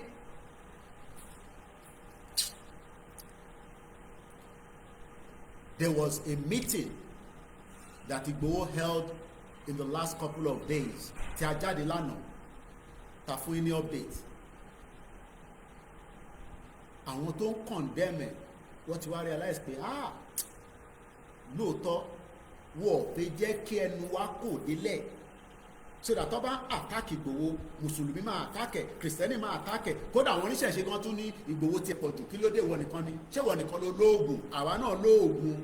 Ìgbòho náà wò lóògùn, ó ní Ọlọ́run ló ní ẹ̀mí òun, ó ní tó, ó sọ̀rọ̀ yẹn níjọ́ gbogbo alágbọ́, ó ní tó bá jẹ́ pé òun mọ̀ pé ní àjò báyìí ló máa gbé wá, sáyé òun bá wà bímọ ìbẹ̀rẹ̀ mo ti bẹ̀rù bàbá yẹn pé eléyìí ó ní ṣùkún lórí ọlọ́run ló fi kẹ́ wa kí n má sọ̀rọ̀ dùn mo kàn pé lè ṣe brief kẹ́lẹ̀ understand why Igboho needs to be returned back home because Fulani ò fẹ́ jẹ́ kí Igboho padà wá sílé. That is why I'm going on. Gbogbo paramount tí mo ṣe káàkiri yẹn mo fẹ́ yẹ kẹ́ lè mọ̀ that there is an agenda by the Fulani that they don't want Igboho to return back to Yoruba land. Ibi tí mo ṣe lọ gangan nìyẹn o. Ìwọ ọmọ Yorùbá, ìwọ ọmọ Odùduwà, ìwọ náà wà lára àwọn tó máa ń ṣé tó bá rí Igboho o lè sọ̀rọ̀ sí. No, tí ìwọ bá rí Igboho mo dọ́dọ̀ wọn lé ní nísìn kò tẹ̀ ń ṣáwọn tí mo bá ń bẹ̀ bẹ́ẹ̀ lójú wọn ń le kókókókó báyìí kí ló dé ṣe sùúrù èmi náà ní Koiki ló wà nílé ẹ ṣe sùúrù ẹ relax ló ṣeré ni o. Very jovial people around him, trustworthy people around him. Tí wọ́n bá wá rí Igboho in tó ń sọ lórí social media yẹn ṣo lè sọ sí so ẹ ká ṣe sùúrù. Fulani fẹ́ jẹ́ ká kọ́ destroy Igboho image character his wealth àná àwọn owó nísìn bá mi àti ní coordinator ẹwà àkáǹtì yín ó ti wọbẹ̀ bí a bí 2 million owó yẹn náà tó ló ń dùn ẹ̀yìn ibi tí ẹ bá ti ṣe ni má ti jẹ́ náà ìyàwó mi tó wà ní London ní símò ní fowó ránṣẹ́ sí àwọn ọmọ ló jáde nísìn ìyàwó mi ò béèrè owó lọ́wọ́ mi lóòótọ́ o but níparí oṣù yìí mo gbọ́dọ̀ send owó lé sí mo fẹ́ mo kọ̀ mo gbọ́dọ̀ wá owó láti send sí ìyàwó mi iṣẹ́ kọ̀nàkọ̀nà máa ṣe níbàyí wọn ni ẹ̀rọ tọrọ owó ó ṣe kíní kan ibi tí ọba ti ṣe nìyàn ti ń jẹ but kí ni mo fẹ́ fààyàn bẹ̀ ni pé a ti wá wo gbogbo ẹ̀ àwọn kan tí wá ṣe jókòó ṣé mọ̀ pé àwọn ọmọ Yorùbá nígbà tá a ti rí game 2021 for 2 years Igboho was, I don't think some of you understand that Igboho was pinned down in Benin Republic for 2 years ọdún méjì nínú ọdún méjì yẹn ọlọ́run mẹ́yẹ oṣù tó lò àwọn ìyá jagun àwọn ìyá àwọn èèyàn tó máa wá the only person tó wá wo Igboho òun ni chief man ilẹ̀ Yorùbá jẹ́ pé ni chief man bàbá Ìlọrin ìmáàmù Ìlọrin ẹni kó fún wa ní date ọjọ́ tó wá wo Igboho ní Benin Republic throughout the time tí Igboho fi wà nínú prison mo kọ̀ mọ̀ọ́mọ̀ mú yẹn wá kó wọ́n on record ẹni kó màmá tó bí èmi ó ra ticket ó wá nígbà tí mo fẹ́ wá Igboho nínú ó ní coordinator ó ní tí Muhammed bá wá bá kinní kan ẹ ṣáà mọ̀wé mọ̀ pé mi ò mọ̀wé pa that was when he came to London tó tún fẹ́ dìjà Oloye Koiki nìkan kí ló dé ẹ̀dẹ̀ tuntun padà lọ ó ní òun wá wo agbẹnusọ òun ẹ lọ wo fídíò yẹn ó ṣì wà lórí social media bọ̀ mo rán màmá mi wá torí mo fẹ́ bá Olóyè sọ̀rọ̀ kan mo rẹ̀ fi sọ́tò orí fóònù mo wá gbé ìyá tó gbé mi dìde kò ń sọ̀rọ̀ tèmi mo wá sọ I am talking about why is it that they wanted to destroy everything around Igboho. Have you ever thought about it?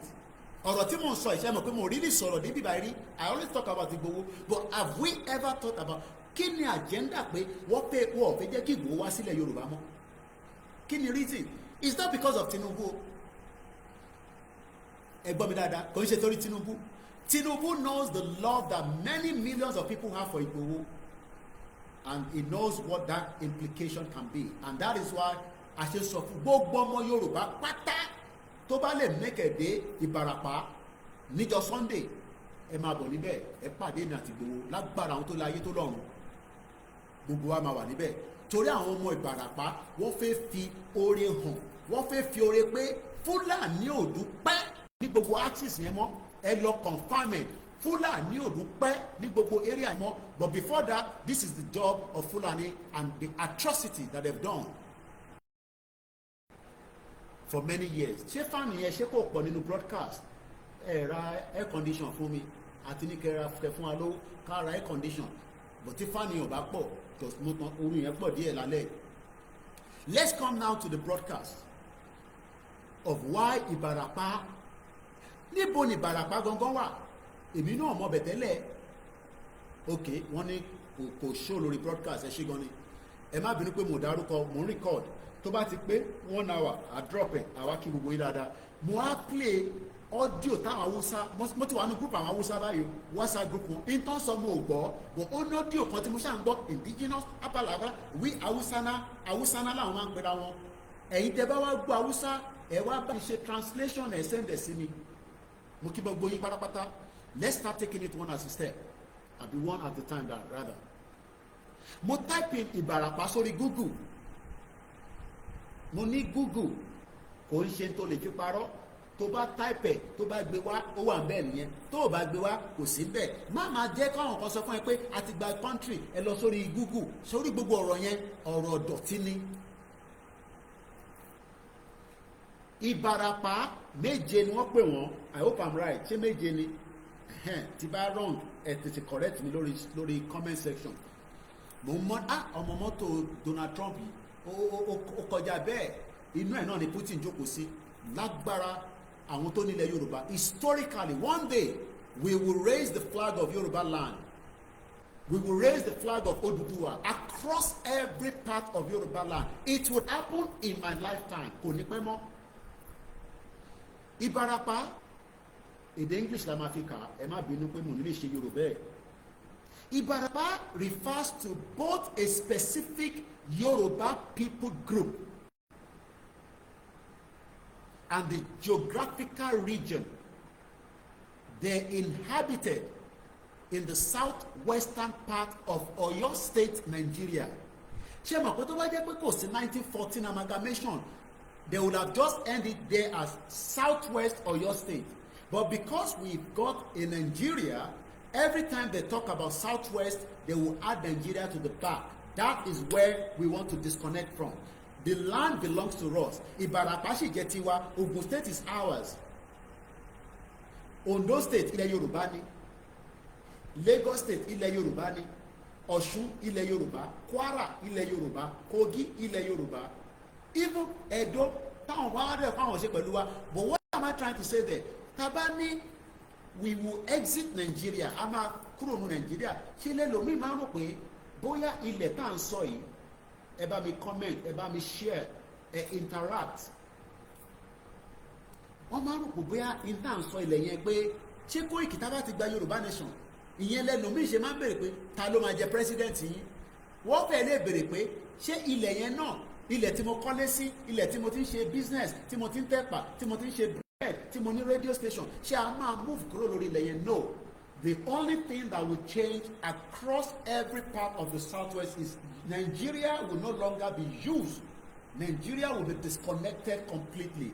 The land is still ours, just as they've said it here. And I'll quote again. Ibarapa refers to both a specific Yoruba people who are also Nigerian people. Listen to this very well. Nobody is saying that Nigerian people, only Ibarapa Yoruba people. Pé máa charge fóònù yìí kó má lọ kó mọ́ wa lẹ́nu. Ẹ má bínú ìtẹ́wà ní orí social media pé I manage interfering broadcast ní sẹ́yìn since we don't have ayẹyẹ. Okay, ó ti dúró ẹ má bínú ìtẹ́wà lórí Koiki lórí Instagram. Mo fẹ́ adjust ẹ̀ kó lè. Okay. Ó ti lè padà dà bẹ́ẹ̀. Mo kí o gbọ́ ìtẹ́wà lórí ìjókòó. Wọ́n lè refer bẹ̀ sí Nigerian people because kò sí nǹkan tó ń jẹ́ Nigerians. The word Nigerian was only added to the southwest, the Yoruba land in 1914. The day we removed Nigeria, it remained the same land, same people, same language, same culture. Does not mean that ní báwọn ẹ̀yà tó kù ṣe ẹ̀yà tó fẹ́ wá sórí ilẹ̀ wa.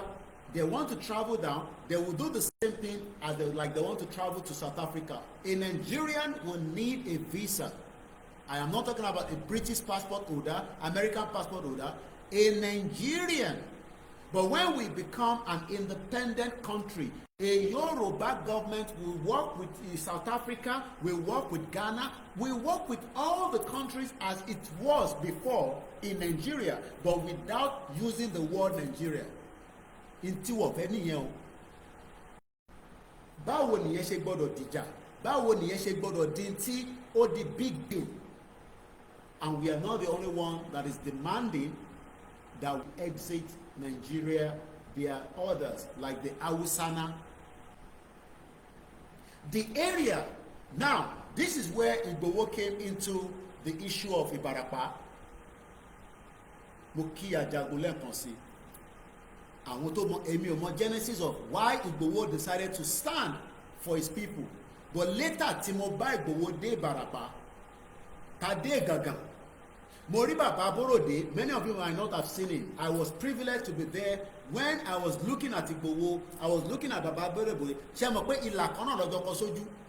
Ìlà tí Baba Aborode tí Fúlàní pa ní Ìbàdàn, òun náà máa ní Igboho kọ sójú ló kọ báyìí.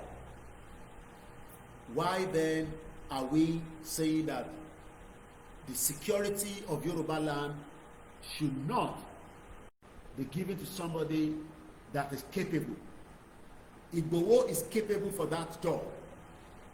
And that is why he is also, as a leader, uniting with those that probably for one reason or the other, politician, some of them just decided to leave for whatever reason. They've come back together and they are ready now to walk in line to rescue Yoruba people. And Igboho is not saying that if OPC is ready to work with him. I'm sure some of you say, if Gani Adams is serious about security of Yoruba land, why not? But he needs to show it, not by talking, not by just saying. He needs to show it with evidence based. I have always told you, I know Gani Adams before Igboho, and I travel with him to Ondo State. He's on record. Gani Adams is still alive. So when I talk about Gani Adams, do not ever misquote me by saying that no. When I was going to Ondo State, near Akoko, Johnny Igboho started after Toluloparotile was killed. There is something about Ibarapa that many Yoruba people never know. Eminomo. It has one of the most fertile land, or fertile soil rather. Yes, I mean the land itself, but the soil. Tobani ibeye tó bá jẹ́ pé pọ̀pọ̀ torí ẹ̀wú báyìí ló fẹ́ gbé síbẹ̀ ó ní di fertilizer. Ṣé ní ilẹ̀ ta fi ń ṣeré land tèmi àti ẹ̀ ta fi ń ṣe gẹ̀lẹ̀dẹ̀ tá a take serious àwọn tó mọ̀ nípa ẹ̀ wọ́n jókòó tì lọ́rùn. Ṣé mọ̀ pé Sẹ́ríkì Gangan has been in that axis, kò kúrò níbẹ̀, kò wá sí Lagos, àwa ń lọ sí Lagos, à ń struggle, a lọ ń ṣiṣẹ́, a máa wọ mọ́tò, a máa débẹ̀ lálẹ́. Sẹ́ríkì Gangan was sitting in the Ibarapa axis, or Igangan rather, for over 30 to 40 years. Lónà ó ti wà níbẹ̀. Kí ló ń ṣe níbẹ̀? Ó ń bímọ síbẹ̀, ó ń ṣe dédé níbẹ̀, ó tún wá padà di terrorist bọ́bẹ̀. Ìgbòho wá ní okay, but kí Ìgbòho tó sọ pé okay yẹn, Ibarapa, according to what we know, it's known. Tó bá sọ pé nǹkan is known. Àwọn ọmọ Ìrọ̀mọládé, we are known for something, but Ibarapa is known for its fertile farmland. Fertile. Let me quickly give you the English dictionary, because òyìnbó yẹn máa ń pọ̀ jù fáwọn tá a lọ sí school báyìí. Torí òkúùtù lèmi náà a lọ sí school. The word fertile, Fertile. Àwọn ní spell ẹ̀ ní London or ní UK. A sọ pé Freddy, Echo, Romeo, Tango, India, Lima, Echo. Àwa ṣe sọ pé fertile. Of a soil, land, soil. Then action speaks better than words. Soil. Soil. The land producing, capable of producing abundant vegetation or crops. Ìtí Fúlàní fẹ́ gbà lọ́wọ́ wa nìyẹn. Not just in Ibarapa, but across every part of Yoruba land. A fertile land that is meant to be producing, capable. Wọ́n kọ́kọ́ sọ pé producing. Wọ́n ṣe tí wọ́n sọ pé or capable. Òyìnbó méjì ọ̀tọ̀ọ̀tọ̀. Producing mean pé mango ló fẹ́ gbìn sí ọ̀nà gbogbo Ìbàràpá axis yẹn ìwọ ṣáà da èpo mango dá síbẹ̀ máa wẹ̀tẹ̀ máa yọ gbogbo àwọn wíìdì kúrò lára ẹ̀ fún lóṣù méje fún lóṣù kan oṣù kan ní ọjọ́ mẹ́ga la whatever you will realize that wow. Mo kí gbogbo yín aláàjì ẹ̀yin tẹ́ ń kí mi ẹ má bínú pé mo dárúkọ yín mò ń rìkọ́ọ̀dì ni tàbá dẹ̀ ń rìkọ́ọ̀dì torí pé tàbá ń dárúkọ àwọn tó ń gbọ́ ó lè confuse wọn bọ̀ gbogbo yín náà ni máa kí àdẹ̀kanjú lálẹ́ torí a máa raise owó tá a ṣì ní lápò account balance yẹn ó lò díẹ̀ owó epo ti jáde owó hòtẹ́ẹ̀lì àwọn kò dẹ́ ṣejọ́ kan ìrìn àjòjọ́ kan ni àwọn ọmọ ẹ fẹ́ rìn kò ṣe tó bá kúrò ní Ìbàràpá wọ́n ń gbéra lọ sí Èkìtì láti Èkìtì wọ́n máa padà wá sí Àkúrẹ́ is not a day journey. When we are talking about Ibarapa, a fertile land, a land that is so fertile that wàhálà tá à ń ṣe abroad kò bá tẹ̀ dá tó bá jẹ́ pé Ìbàràpá ló ń supply gbogbo gàrí tá à ń jẹ ní gbogbo Europe ṣe mọ̀ pé mi àti iná máa wà òkè ní London àwa òkè ní Italy because àní ṣiṣẹ́ pọ̀ àwa la máa jẹ́ táwọn bá ti ń sẹ́ndẹ̀ wá àwa la máa gbà á. Èèyàn kan ní what you are saying is the truth same as Òkè Ògùn I am from Òkè Ògùn àwọn tó ń gbé ní gbogbo area yẹn Fúlàní wá lé gbogbo wọn lọ àwa ń gun ọ̀kadà à ń gun kẹ̀kẹ́ márúwá ní Lagos State a fi fertile land sílẹ̀ a fi soil sílẹ̀ tó ń ṣiṣẹ́ fún wa tí àwọn tó ní ilẹ̀ yẹn tí wọ́n jà pé kí Fúlàní má gbà lọ́wọ́ wọn ní 1804 nígbà tí Fúlàní gba ilẹ̀ Haúsá because wọ́n try láti gba ilẹ̀ Yorùbá bí àṣà bàbá wa àṣà á ní wọ́n lo ète but àwọn kan náà yí padà Fúlàní is the same as Britain tó bá ń gbọ́ ẹni tó ní ète jù láyé Britain ni Britain la máa bẹ́ẹ̀ rẹ́rìn báyìí tó fi pa MKO Abiola mọ́ wa lọ́wọ́ tẹ bá rántí pé MKO Abiola the last media tó bá sọ̀rọ̀ nígbà tó fẹ́ wọnú mọ́tò everything will be fine everything will be fine wọ́n ń gbé lọ nìyẹn everything will fine o MKO spoke to BBC in London the same BBC tí mo sọ fún yín pé is a British broadcasting is a biased broadcasting corporation ìwọ wá rí BBC Yorùbá inú ẹ̀ wá ń dùn BBC Yorùbá is say more right anti Yoruba nation. Maybe some of you don't know that. I am giving you the expo today. I am not against our staff one, but the BBC Yoruba is an agenda to destroy Yoruba people using that media. Ẹ̀yin tí àwọn ń bẹ̀ yín ní sí pé kẹ́ fún wa lówó. À ń bẹ̀ yín ní àṣàkọ̀. Do you know that wọ́n bí mi dá ní UK kí n má san TV license mi? My TV license is now being used to fund a BBC Yoruba that doesn't have any impact for Yoruba people. Bí mo gbé ní UK nísìn tí mo gbé ní UK, as long as I still have my record in the UK, whether I switch on my TV or not, I must pay TV license. A TV license in the UK is nothing less than £40. Lára £40 lèmi lọ fi ń fund the BBC òfò tó wà tó ń pè ní BBC Yorùbá. I am not against their staff. Don't misquote me. Because the BBC has the fund and they are using that fund to talk about nonsense that Yoruba people will not benefit. What do you benefit? Excuse me.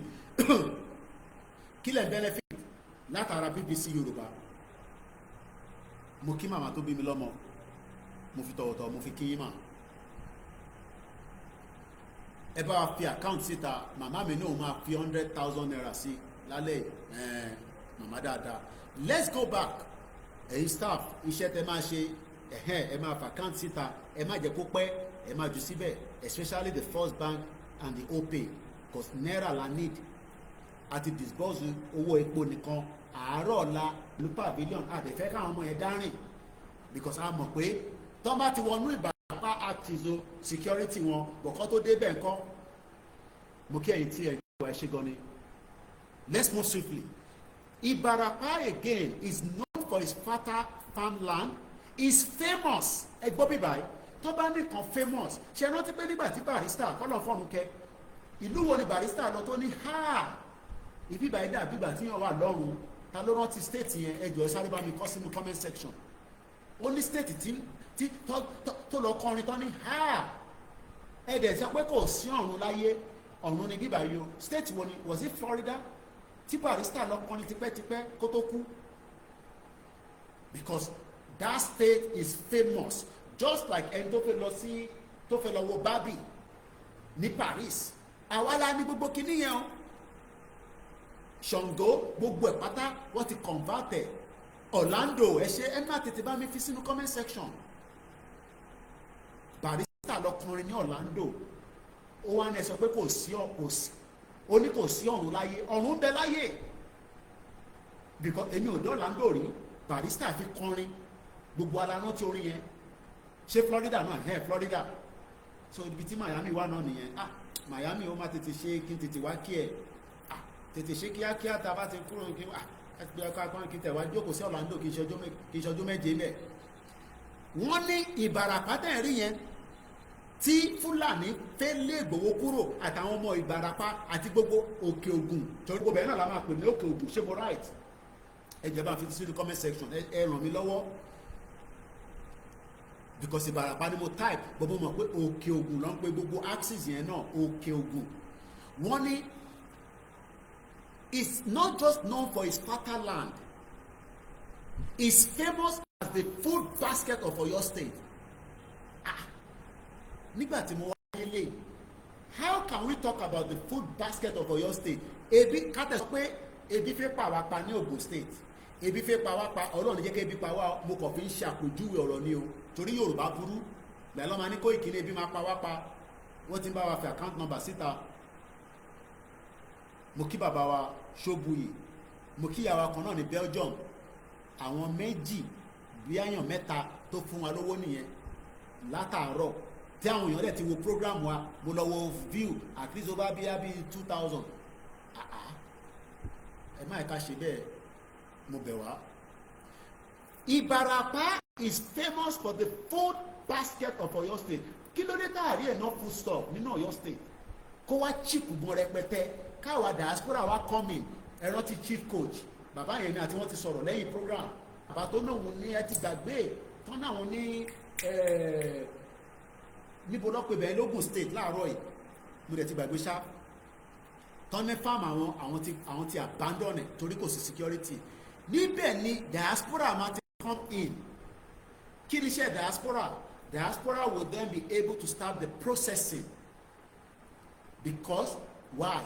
Àwa ti ní pé a ti mọ̀ pé mango tẹ́yìn kọ̀ pé tó ń rántí ní kíákíá ìtorí heat ilẹ̀ Yorùbá kò sí ọ̀kan tó jẹ́ Nàìjíríà, Yorùbá land ni mo sọ. Àwa máa wá mú mango yẹn, àwa convert sí mango juice.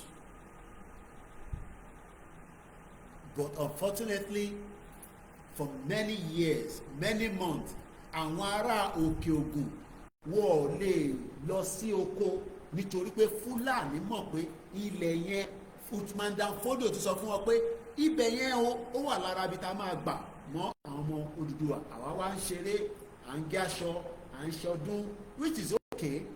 But yes, mọ̀mísí mi wọ́n ti ní kí n máa ní mọ̀mísí mi. Màmá mi ní TV license in the UK is £145. Ẹ ṣì sí náírà.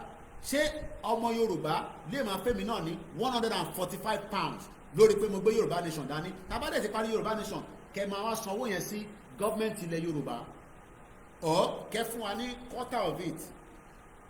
TV license, ẹ̀yin tẹ́ wà ń lé wọ́n pé kíní kan ní TV license. Mo mọ̀ bí àwọn Amẹ́ríkà ní system yẹn o.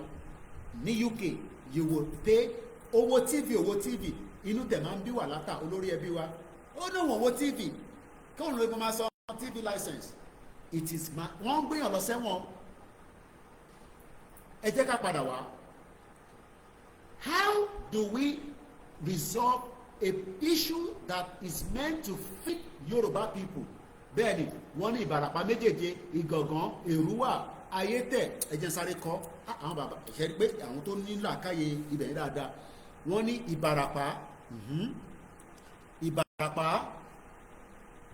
Ìbàràpá méjèèje 7 ló ń pè ní méje. Ẹ má ti tẹ̀ kó sá lọ. Ayétẹ̀, gbogbo èèyàn ọmọ ìlú yẹn ẹ máa pa àwọn èèyàn yín pé Ìgbòho ń bọ̀ lọ́la no níjọ́ Sunday the 17th má sá lọ ayé tẹ̀ ẹni sòrò Igbó Ọ̀rà gbogbo àwọn ọbẹ̀ yẹn ló fine tàbá wa travel lọ sọ́nà ọbẹ̀ yẹn á wá dàgbé èèyàn lọ sọ́nà ọ̀run ó jì tó torí pé títì ò da lálẹ́tẹ̀ ṣé mo pronounce yẹn dáadáa lálẹ́tẹ̀ tí n bá pronounce ẹ̀ tàbá ti ń pè wọlé Ìdẹ́rẹ̀ ṣé mo pronounce ẹ̀ dáadáa ẹ má bínú Yorùbá mi náà ni o Òkè Ògùn all these areas are well known for fertile land tó yẹ kó fún wa ní Ọ̀yọ́ the food basket now ṣé mo pé the same problem is what is going on right now in Benue State.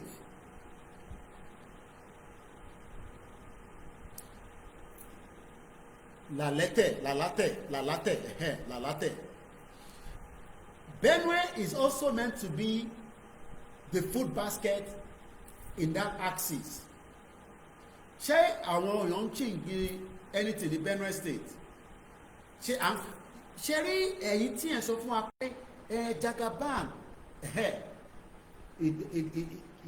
Agelu wọ́n níbi kan náà tó wà tán pè ní Agelu tàbá ti open phone line ẹ pè wọlé àkànjú mo dẹ̀ jí lọ gbọ́kan lọ́la àti travel àti padà àdúpẹ́ fún gbogbo àwọn security àwọn staff àjọ ìrìn àjò kò sí ní àjò tó kéré sáfíríkà èyí tẹ́ wà lórí TikTok ẹ ráyè wọlé ẹni tó bá ní data ìgẹ́nà èwo tún ní ìgẹ́nà ọ̀pọ̀ nínú ẹ̀yẹn ẹ ṣáà máa bá mi fi sínú comment section we pick them up now if Ọ̀yọ́ the whole area of that Ibarapa axis or Òkè Ògùn gbogbo area yẹn ṣá mo kàn ń lo Ibarapa as part of the conversation but we know that I'm talking about Èrúwà wọ́n tún pè mí kan ní Èrúwà wọ́n ní Èrúwà náà tún wà gbogbo ẹ̀yàn ọmọ ọdún yẹn gbọ́lẹ̀ wà ẹ máa dáwó fún mi lálẹ́ yìí o à ń lọ sádùúgbò yìí ẹ pèlé ẹ sọ fún àwọn ará ilé pé Ìgbòho ń bọ̀ àti Kóìkì àfẹ́wá bẹ́ẹ̀ náà ṣe fẹ́ dúpẹ́ fún Ìgbòho àwọn náà fi wá fi ẹ̀mí oore hàn fáwọn ọba yín níbẹ̀. Ọ̀yọ́ State should be supplying all the food that we need within the Yoruba land. Benue State should be supplying all the food. A máa ń gbọ́ ṣé mo pé mi ò tẹ̀ wá gbọ́ Ọ̀yọ́ State as a food basket. How many people have heard about this? I'm hearing this for the first time. Mo parọ́. Mo mọ̀ pé bẹ́ẹ̀ yẹn wọ́n ló pọ̀ ó tóbi. But I am seeing that Google under AI overview is telling us now that that area is famous as the food basket of Oyo State. A máa kàn gbọ́ Benue the food basket bẹ́ẹ̀ ni Ìgangan ní ti bàbá Aburode tí Oloye lọ and I was there in 2021 in January with him and it's a privilege that we will be traveling back to that same axis to see that things have calmed down in the last few years rather than how it was in 2021. A fẹ́ lọ ṣèdúpẹ́ wọ́n fẹ́ dúpẹ́ àwa náà fẹ́ lọ dúpẹ́ pé ìtọ́lóye ṣe yẹn a lè replicate ní gbogbo state tó kù if they are really genuine. Ẹ bá mi double tap wọ́n tẹ̀ kọ́ gbogbo àdúgbò yẹn náà sí bíbá. I'm going to mention it now. Now Ọ̀yọ́ is a food basket. Àṣemá wa ń gbọ́ Benue nìkan Ṣẹpẹtẹrì wọ́n níbi kan náà tó wà tó ń pè Ṣẹpẹtẹrì. So quite a lot in that axis. Ọpẹ́lọpẹ́ ọba Elédùmarè àti ọpẹ́lọpẹ́ Ìgbòho kò í ṣe ọpẹ́lọpẹ́ presidency because Fúlàní tó ń pè ní Buhari kàkà kó ṣe the needful síbẹ̀ kò ṣe governor àwọn náà ṣe kankan president Tinubu tó tún wá wà níbẹ̀ nísìn ó jẹ́ kó wá empower àwọn àmọ̀tẹ́kùn kó gbébọn gidi fún wọn kó jẹ́ kó wọnú gbogbo forest reserve wa táwọn èèyàn lè dé torí àwọn Fúlàní ti jẹ gẹ̀bẹ́ mọ́bẹ̀ àbí gàbá mọ́bẹ̀. Now let's go further. If it's famous for the food basket and is the location of numerous agricultural ventures, that means there is an agenda to destroy Yoruba people. Agenda yẹn real. Èyí tẹ́ ń pọ̀ pé kò real. À ń sọ fún yín pé agenda yìí real. Tó bá febi pààyàn kí ló tún kù tó bá ti febi pààyàn kí ló tún kù ẹni tẹ́bi ń pa á jẹ oúnjẹ ọ̀tẹ́ ẹ̀ kò ń ṣàwátà wà òkè tá ti jẹ àti èyí tí mo jẹ lọ́dọ̀ Olóyè ó kọ́ ẹ̀ pé mo máa láti momi díẹ̀ sí tí bá máa tún bí a fruit bí a kì í mú ọsàn ibi òpó Olóyè I saw him when they were serving it wọ́n bu tèmi sọ́tọ̀ wọ́n bu tiẹ̀ sọ́tọ̀ ṣé bẹ́ẹ̀ náà ni gbogbo 60 million plus because à ń ṣe 60 million so a máa sọ pé 60 million plus Yoruba people ṣé bẹ́ẹ̀ náà làwọn náà ṣe ń gbádùn. This is the reason why Igboho is worried about the insecurity in Yoruba land. Mo kí gbogbo ẹni tẹ́ ń kí wa gbogbo yín náà ni máa kí mo fẹ́ kí ọdún yẹn kó pé 1 hour exactly and then we will stop that and we will return back to calls and also many of you will also interact with me. So ẹ máa múra sílẹ̀ láti darapọ̀ mọ́ wa ẹni tó bá ń gbọ́dọ̀ èyí tó fẹ́ rí fídíò ẹ máa lọ sórí YouTube wa. I'm gonna read now without doing too much analysis on this issue. Màá wá sáré sọ àwọn problem tó ti ṣẹlẹ̀ níbẹ̀ yẹn in the past prior before today so that kó lè wọ̀ on record pé kò ń ṣe pé Ìgbòho kan wá sílé nísìn ó sì wá sílé pé táwọn ibì kan bá wà secured àwọn ibì kan tí wà secured we still need to secure the Yoruba land ìyẹn end the self-determination ìyẹn ò sọ pé compromise ẹ lè sọ fún wa nísìnyí pé kí ni reason tí Trump àti Putin ṣe ń pàdé òun láṣẹ ń gbọ́ yìí òun ló ṣe wà lórí Sky News tí wọ́n àmì èmi ò gbé kúrò bẹ́ẹ̀ òun ni. Another meeting this time with Zelensky. So Putin has asked if they shifted the goalpost here. So don't come and tell us that because Igboho is asking for security then ó ti compromise kò ṣe Yorùbá nation mọ́. Ṣé Trump tó rí Putin nísìn ṣe lè sọ pé Trump ti compromise he wants to end the war they want to look at how to manage the crisis that has killed many people and destroyed lives and properties. Àwọn ọ̀dẹ̀ tí ìdájà sílẹ̀ torí pé a kì í ṣe àwọn tó fẹ́ dá wàhálà sílẹ̀ and that is why we have been doing it in the way kàn ṣe pé àmọ́ ta lè ṣe. Ìgbòho tó bẹ ojú bẹ́ẹ̀ lọ́lọ́run fún ní leadership yẹn ni tí Ìgbòho bá pé gbogbo alamu tó lè ṣẹlẹ̀ and that is why we are saying to the president that anything wò yìí ẹ má fojú parẹ́ let us take away the wanted out of his name let's only kìtẹ́ ìbá fún òun ní security yẹn I will work with people that you give it to what more do you want him to do tẹ́bá dẹ̀ sọ pé ẹ fẹ́ security Ìgbòho tẹ́bá náà ẹ fẹ́ fún ní freedom ẹ ti accounted I hope it's not going to be like that I hope not. Igboho will still live his life in Germany. He will continue to advocate for the insecurity in Yoruba land and the right to self-determination because Igboho's right to self-determination cannot be negotiated for anything else because he's asking for insecurity. And I've already explained that. Fáwọn tó sọ pé àwọn gbọ́ tí ọba bàbá wa Olúgbọ́n wọ́n sọ pé Tinubu 2031 ohun bàbá wa Olúgbọ́n tó sọ bẹ́ẹ̀ nìyẹn. Àwọn làwọn náà wọ́n fẹ́ bẹ́ẹ̀ Ìgbòho ní tóun wá bá bàbá fún ni pé ẹyọ wanted kúrò lórúkọ òun lọ sí Germany òun fẹ́ gba passport kò ń ṣe pé ó lọ I have the evidence with me tí wọ́n sọ fún ní embassy Nigeria ní Germany pé no we can't give you a passport o you are not entitled to any Nigerian passport many of you also have a Nigerian passport you are a British passport holder but you still carry a Nigerian passport. Oh, so Igboho ní nìkan so àìsí kúrò ní Nigeria now so he is still entitled to have a Nigerian passport. Yes, he has a right because Nigeria is not yet dissolved officially. So don't come and tell us that kí ló fẹ́ fi passport ṣe kí ni wọ́n fi passport tọwọ́ ẹ̀ ṣe because I know some of you will start saying kí ló fẹ́ fi Nigerian passport ṣe. Some of you also have American passport but you also hold a Nigerian passport. Torí pé tó bá fẹ́ lọ Nàìjíríà ó fẹ́ lọ gba visa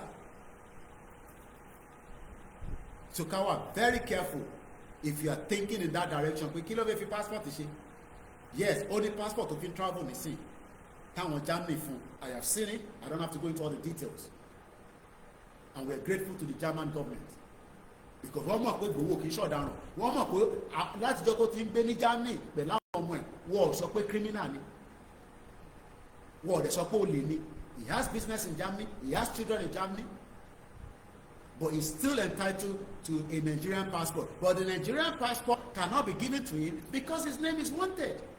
And the same man I've traveled with him, like I told you earlier, Caucasian wanted. So where is this correlation happening?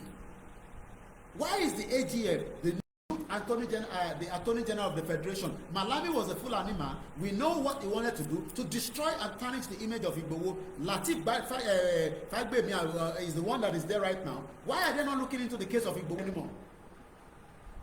Why are they running away from the case of Igboho? In any case in the world, any government in the world, there are some cases that are special. You will have to review it through your AGF, Attorney General of the Federation.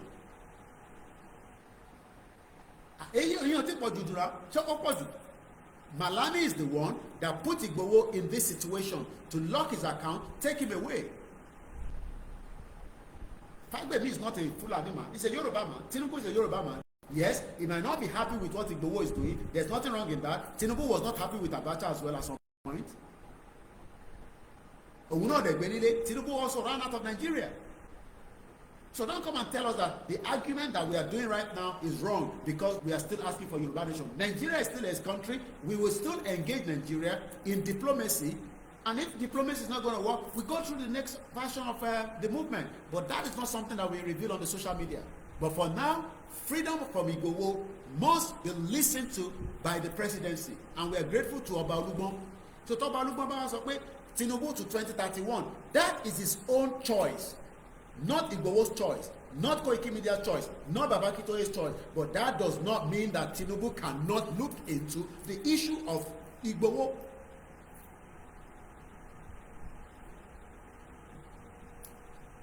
Let's come back. And I'm going to read this without any more interruption. Ibarapa refers to both a specific Yoruba people group and the geographical region they inhabit in the southwestern part of Oyo State, Nigeria. The area is known for its fertile farmland. It's also famous as the food basket of Oyo State, and is the location of numerous agricultural ventures.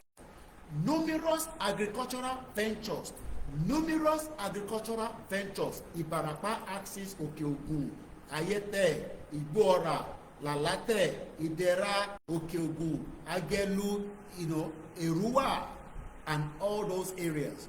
You all know what I'm talking about. The region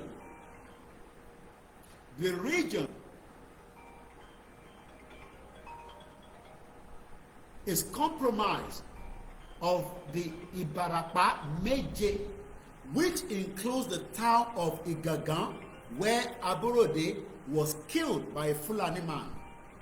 Erua, Igboho, known as the home of twins. Idere, Ayete, Tapa, àti Lalate. Mo wà lórí program, kí ló ṣẹlẹ̀? Quickly. Yeah, kí ló ṣẹlẹ̀?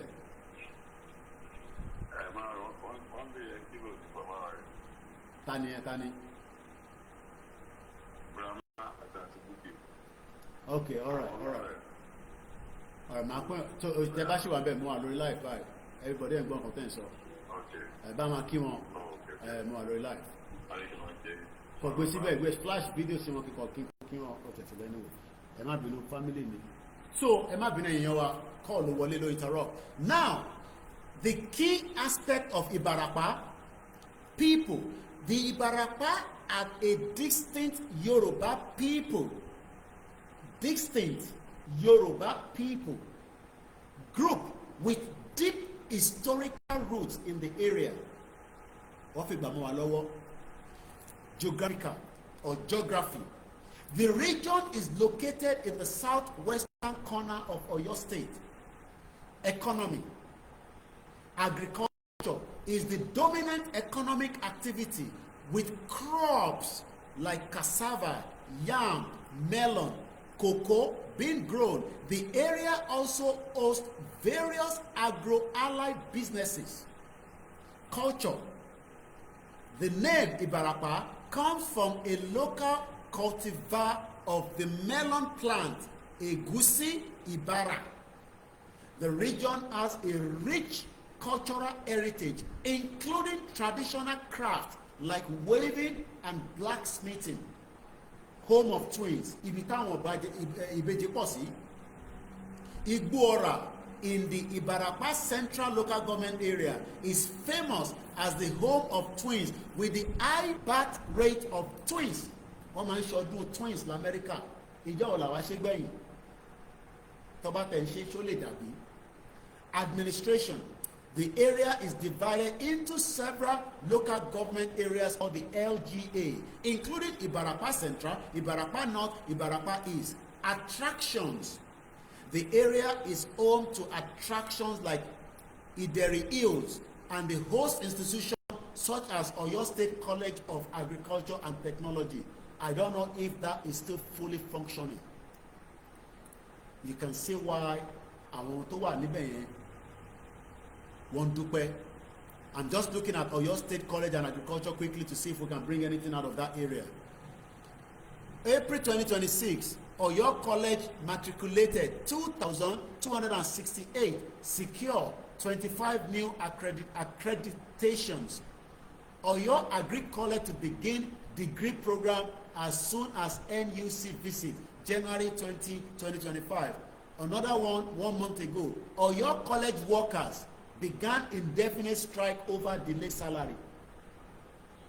Níbi tí wọ́n ní famine ti jẹ́ kí ó jẹ́ nǹkan tí ebi ò ní pa gbogbo wa, wọn ò san salary fún wọn. May 23rd, 2025, Senator Buhari congratulated constituency on establishment of Federal University of Agriculture and Technology, Okeho.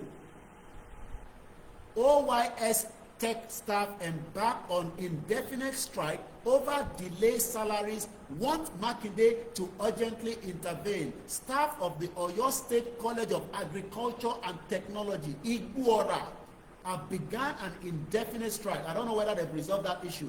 This was 1 month ago. Inside Oyo.com, you can see why a country, Nigeria, is having a big impact on our lives. The more we stay in Nigeria, the more life will be lost. Ẹ wo gbogbo ntaka ṣó jẹ́ kó máa ṣe ó jẹ́ kí gọ́vnà máa san sálárì fún àwọn tó ń ṣiṣẹ́ ní agriculture, Oyo State College of Agriculture and Technology. Tá bá ń sọ pé wọ́n tẹ̀ san sálárì fún gbogbo èèyàn pátá, ṣé àwọn èèyàn lè kó máa jẹ gbèsè kó máa san sálárì fún ní 2025? This was 1 month ago.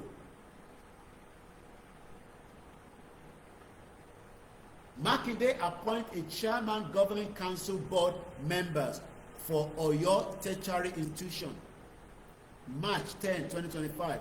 Oyo Tertiary Institution shut down as workers embarked on indefinite strike. These are all the news that came out of Oyo State College of Agriculture and Technology. I'm shocked with Taba Dobe Nisin. Wọ́n lè má ní kọ̀mpútà tó ṣiṣẹ́. I'm shocked with one. I'm sure pé gbogbo research center àwọn eku ló ń jẹ gbogbo ẹ̀ káàkiri gbogbo ẹ̀ ti di. I'm sure pé toilet wọn ní ṣe rí. Why are we like this? Tí adẹ̀ sọ pé ilẹ̀ Yorùbá níbẹ̀ yẹn ó yẹ kó máa fíìdì wa, àwọn tó máa fi fíìdì wa ẹ̀san sálárì fún wọn. Ibẹ̀ kọ́ la fi lọ. Now, some of the atrocities that has happened around that area, mo kàn type pé bandit attacks Ibarapa, Oyo State, and I'm just going to quickly look at what came out of it. 1 month ago, Oyo State approved 7.7 billion naira for 2 surveillance aircraft to combat insecurity. I don't know if that is already active. Bí àyàn máa wà active di Oloye Igboho lọ, so ká kúkú sọ fún Oloye pé Oloye kí lẹ̀ yọra yín fún?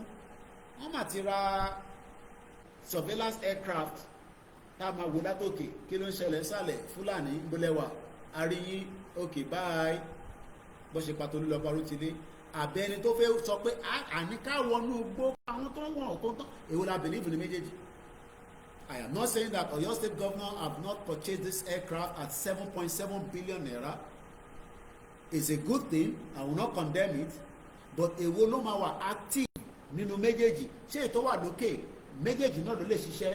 Because tókè bá ń fún Ìgbòho ní information nísàlẹ̀, but tí tòkè ò bá fún Ìgbòho ní information á jẹ́ pé audio ni o, because àmọ́ bí kan ṣe ń lọ lọ́rọ̀ Nàìjíríà kó má jẹ́ pé ó ti di audio aircraft or kó ti divert lọ síbòmíì.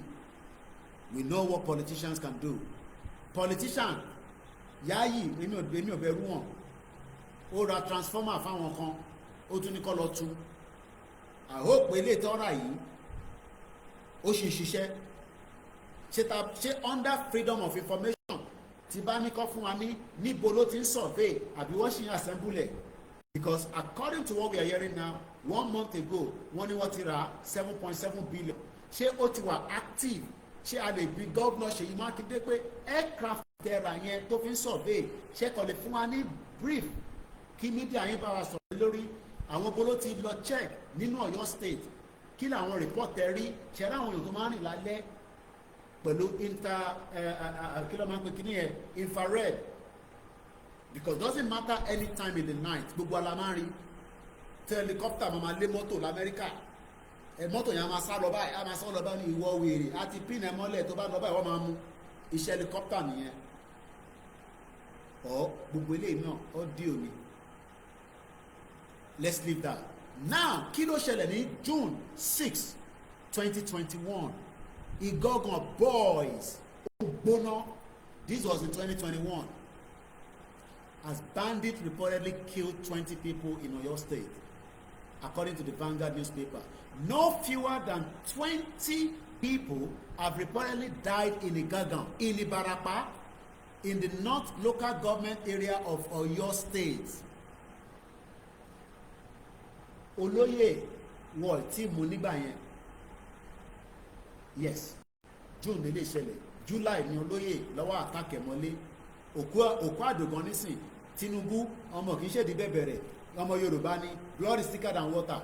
Ẹ fún wa ní òkú àdògán àti Alhaji Fatai, a fi sin wọn officially. Buhari náà wọ́n ṣàṣe Buhari islamically.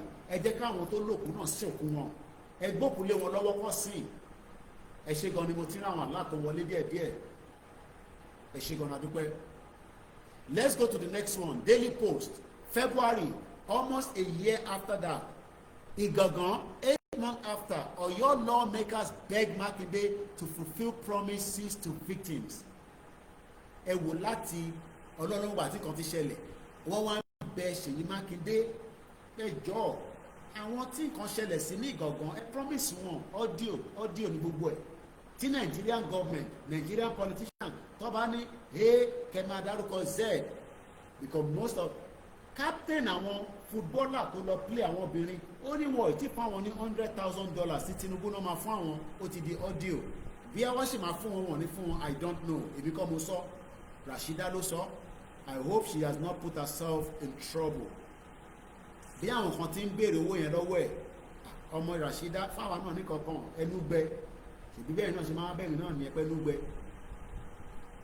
Let's move forward. Mo kàn fún yín àwọn problems tó ṣẹlẹ̀ ní area yẹn tí ó dẹ̀ ti dákun torí pé ẹlòmíì lè ní kí ni Ìgbòho wá gan, kí ni problem Ìgbòho? Àwọn ará Ìbàràpá náà ń fẹ́ fi oore hàn fún iṣẹ́ takuntakun tí olóyè ọmọ Adéyẹmọ tó ṣe fáwọn ní area yẹn. Premium Times again June 7 làwọn kọ́tíkù tí wọ́n the Igboho attack, police confirm 11 people were killed in Oyo community. June 16, 2021, ominous official silent on killings in Igboho. Ominous, òyìnbó yẹn ti pọ̀ jù, ẹ jẹ́ ká lọ wá mí nínú ẹ̀. tó tẹ́ ìbá ti gbá àwọn wọ́ọ̀dì bẹ́yẹn á máa dẹ́rù bàyàn. All I can see is mú bọ̀ ẹ̀yin tẹ́ wà lórí Facebook irọ́ àfẹ́gbọ́n irọ́ ìbòlélé ti jáde ẹ̀jọ́ tó lọ náà problem ta máa ní pẹ̀lú àwọn ilé tó ń sọ̀rọ̀ ẹni sí ẹ̀jọ́ advert pọ̀ jù. Ẹ̀yin tẹ́ wà lórí Facebook a fẹ́ change the screen yẹn ẹ má bínú ẹ jẹ́ ká fi olóyè àtẹ̀mí àtàjọ́ ń jọ ń gbá lúdò. Màá wá close the camera mi màá wò bí a bá lè move kẹ́yìn tẹ́ wà níbẹ̀ kẹ́kọ̀ọ́ rí tí mò ń sọ. This all happened in Ibarapa. Mo dẹ̀ rántí tẹ́ bá rántí tó fi jó palace, tẹ́ bá rántí pé kò náà ọmọ wa kan pè mí nígbà yẹn, ẹ bá mi pe Koiki, ẹ jẹ́ ká short gbogbo down. Wọ́n pọ̀ mọ́ yẹn ní DJ Terry Abẹ́òkúta ló wà. I believe that was when we went to Ekiti for the rally. Ṣé mọ̀ pé rally Ekiti la lọ tó ń darí bọ̀ nílé là ń gbọ́ pé àwọn Fúlàní ti wọnú gbogbo bẹ̀yẹn. Èyí tẹ́ bá ń wà lórí Facebook ẹ jẹ́ n pa kámẹ́rà mi ẹ máa rí dáadáa. This is Asigangan Palace. Wọ́n jó kanlẹ̀.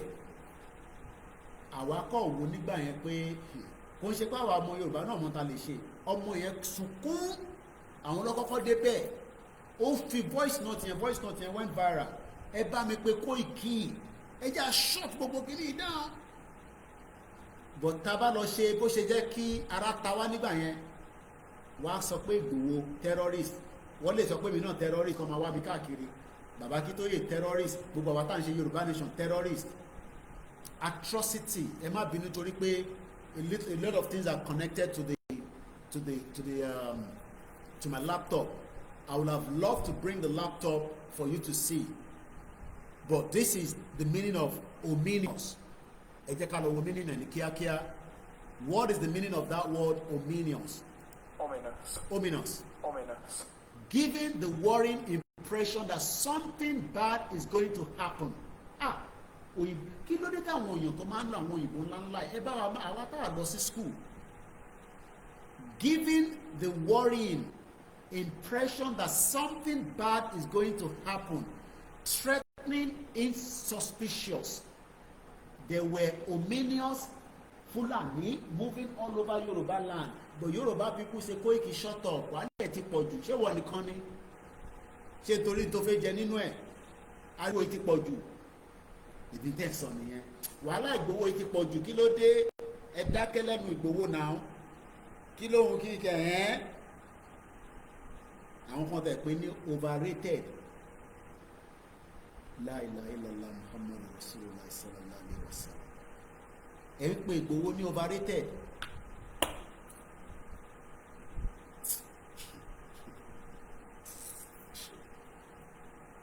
Ẹ ń sọ pé Ìgbòho pé wọ́n overrated ni. Ẹ gbé dáàdì yìí jáde. Kò sí generation yìí kan láyé for the next 1,000 years gbogbo ẹ̀ tẹ̀lé statement yẹn tó máa ṣe tí Ìgbòho ti ṣe. Mo ní in the next 1,000 years ní generation gbogbo yín pátá kò sẹ́ni kankan tó lè jáde bí olóyè Ìgbòho ṣe jáde. Ó dùn mí pé ìtúdùn mi torí mo ti sọ fún màmá tó bí mi àtàwọn ìyàwó mi pé àníṣe pé mo lórí bíbá èyí jókòó sórí social media overrated ní Ìgbòho. Ọbásanjọ́ wọn mọ ẹni tó ń pè ní Ìgbòho sẹ́ Ọbásanjọ́ wà láyé ẹ lọ bèrè lọ́wọ́ Ọbásanjọ́ òun ló máa ròyìn Ìgbòho fún yín. Social media yìí máa bàjẹ́ ṣá. Overrated tí wọ́n bá rí Ìgbòho ìwọlé o lè sọ bẹ́ẹ̀ kẹ́nu ẹ̀ kó ya pátápátá. Tí èyí tẹ̀ ń sọ bẹ́ẹ̀ tẹ́ bá rí Ìgbòho ṣẹ́yìn lè sọ lójú ẹ̀ bó overrated ni ẹ́. Ẹ̀ka fílẹ̀ bẹ́ẹ̀ overrated.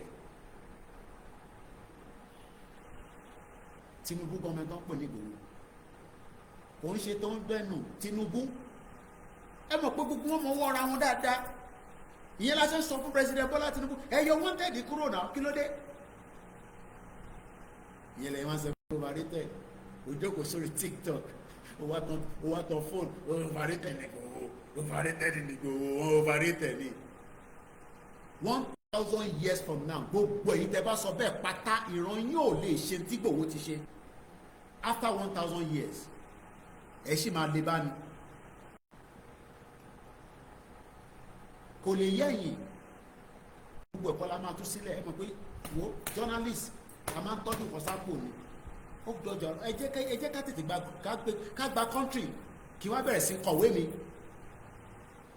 ẹ wá bẹ̀rẹ̀ sí ẹ wá máa pé ha Sultan of Sokoto ó ń tọ̀ sára tó bá gbọ́ Ìgbòho Sultan of Sokoto ni mo sọ. Máa ká tú ọ̀rọ̀ sílẹ̀ ká dé mọ́bẹ̀. Sultan of Sokoto mo ní Buhari wọ́n sọ fún the late ọbọ̀ kí n kú ọba wàjà ni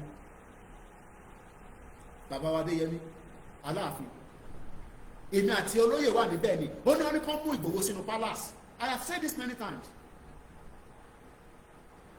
Ó ní Buhari pé òun pé kán mú Ìgbòho sínú palace kán mú mọ́lẹ̀ sínú palace pé Ìgbòho kán mú sínú palace ìwọ̀n bẹ́ẹ̀ no inú palace mo lọ fẹ́ mú sí palace Aláàfin àbí palace Ọ̀ọ̀ni idiot all over the place. Ẹ má bínú pé mo lo ọ̀rọ̀ àlùfàǹṣá díẹ̀. Ẹ̀wọ̀n overrated ni ẹgbẹ́yàn kan jáde nídìílé ẹ̀ gbẹ́yàn kan jáde fún wa nídìílé ẹ̀ tó bá jẹ́ pàwọn overrated Ìgbòho.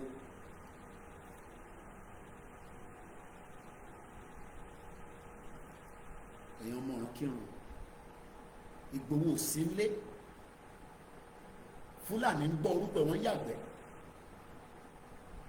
Fúlàní kò gbọ́ pé wọ́n ní Ìgbòho wọ́n yàgbẹ́ wọnú gbó. Yàyà Bello bẹ̀ wá pé tell that your spokesman they speak very well make it come out. This was in 2021 pé gbogbo ata gbogbo nǹkan ti bàjẹ́ sórí gbogbo ọ̀nà Jeba bridge tọ́ni wọlé pọ́n ní Ìgbòho sọ pé no truck must come to southwest. Àwa ní no àwọn Fúlàní tó wà nígbó là ń bá sọ̀rọ̀ kí ní kàn wá pẹ̀lẹ́ ẹni tó fẹ́ wá tajà kó máa lọ. Ó ní nǹkan táwọn gbọ́kọ́ nìyẹn ó ní gbogbo tó ń sọ ní north ni pé nobody should take any food stuff to Yoruba land pé Ìgbòho ti fohùn sílẹ̀ làwa nínú tí Ìgbòho sọ kọ́ nìyẹn o èyí tẹ̀ ń pààyàn là ń sọ fún ẹ má wàá pa wá síbà gbogbo oúnjẹ bàjẹ́ ní gbogbo bíríìjì tó gbé oúnjẹ sínú tírọ́ọ̀kì wọn. A ní kò rí bẹ́ẹ̀ ó ní the only thing is tell Koiki that boy tell am make him come out because Sultan of Sokoto say until we hear from Koiki before we give order. Ẹ jẹ́ ká fi sílẹ̀ bẹ́ẹ̀. Ẹ jẹ́ ká fi sílẹ̀ bẹ́ẹ̀. Ẹ jẹ́ ká ṣe máa tó lọ ní diplomacy ní tá à ń fẹ́ ni pé àfẹ́ ìjà pẹ̀ má dọ̀bi díẹ̀ torí kò tó bá délẹ̀ tán àtèmi àtiwọ́ ló máa affect bẹ́ẹ̀ ni àtèmi àtiwọ́ everybody ló máa affect ṣó wá dà bẹ́ẹ̀ overrated ni ìgbórí social media ni wọ́n ti sọ yẹn tí wọ́n bá tó bẹ́ẹ̀ lọ sí Soka junction kó lọ sọ pé Ìgbòho overrated ni ẹ tó bá ní àyànú yín ni mo sọ ẹ lọ sí Soka kẹ wá dúró síwájú Soka yẹn ní junction yẹn kó wá sọ pé Ìgbòho overrated ni tó bá bí ẹ̀dá kó lọ dánwò lọ́la èmi ò ní sọ tó máa ṣẹlẹ̀ sí ẹ lọ sí Soka junction má dé ilé Ìgbòho ní Soka junction yẹn kó wá sọ pé overrated ni Ìgbòho Ìgbòho rán sọ pé Koiki ní pé kò sí overrated ni Ìgbòho kò sọ bẹ́ẹ̀ ní Soka junction yẹn kó dẹ̀ dúró kò sọ bẹ́ẹ̀ tó bá bí wọ́dà kó lọ dánwò láàárọ̀ la mo ní tó bá bí ẹ̀dá kó lọ dánwò láàárọ̀ la mo tún ní tó bá bí ẹ̀dá lẹ́ẹ̀kan sí kó lọ dánwò láàárọ̀ la èèyàn máa ní torí Ìgbòho tí wọ́n bá gbogbo wa ṣeré ń bá wa ka lúdò àjọ ń jókòó sórí iṣẹ́ àkànná àjọ ń sọ̀rọ̀ ó wá sórí TikTok ó yá ẹ lọ dánwò lọ́la èyí tí Ṣèyí Mákindé ò lè dánwò gbogbo ẹni mo fi sọ.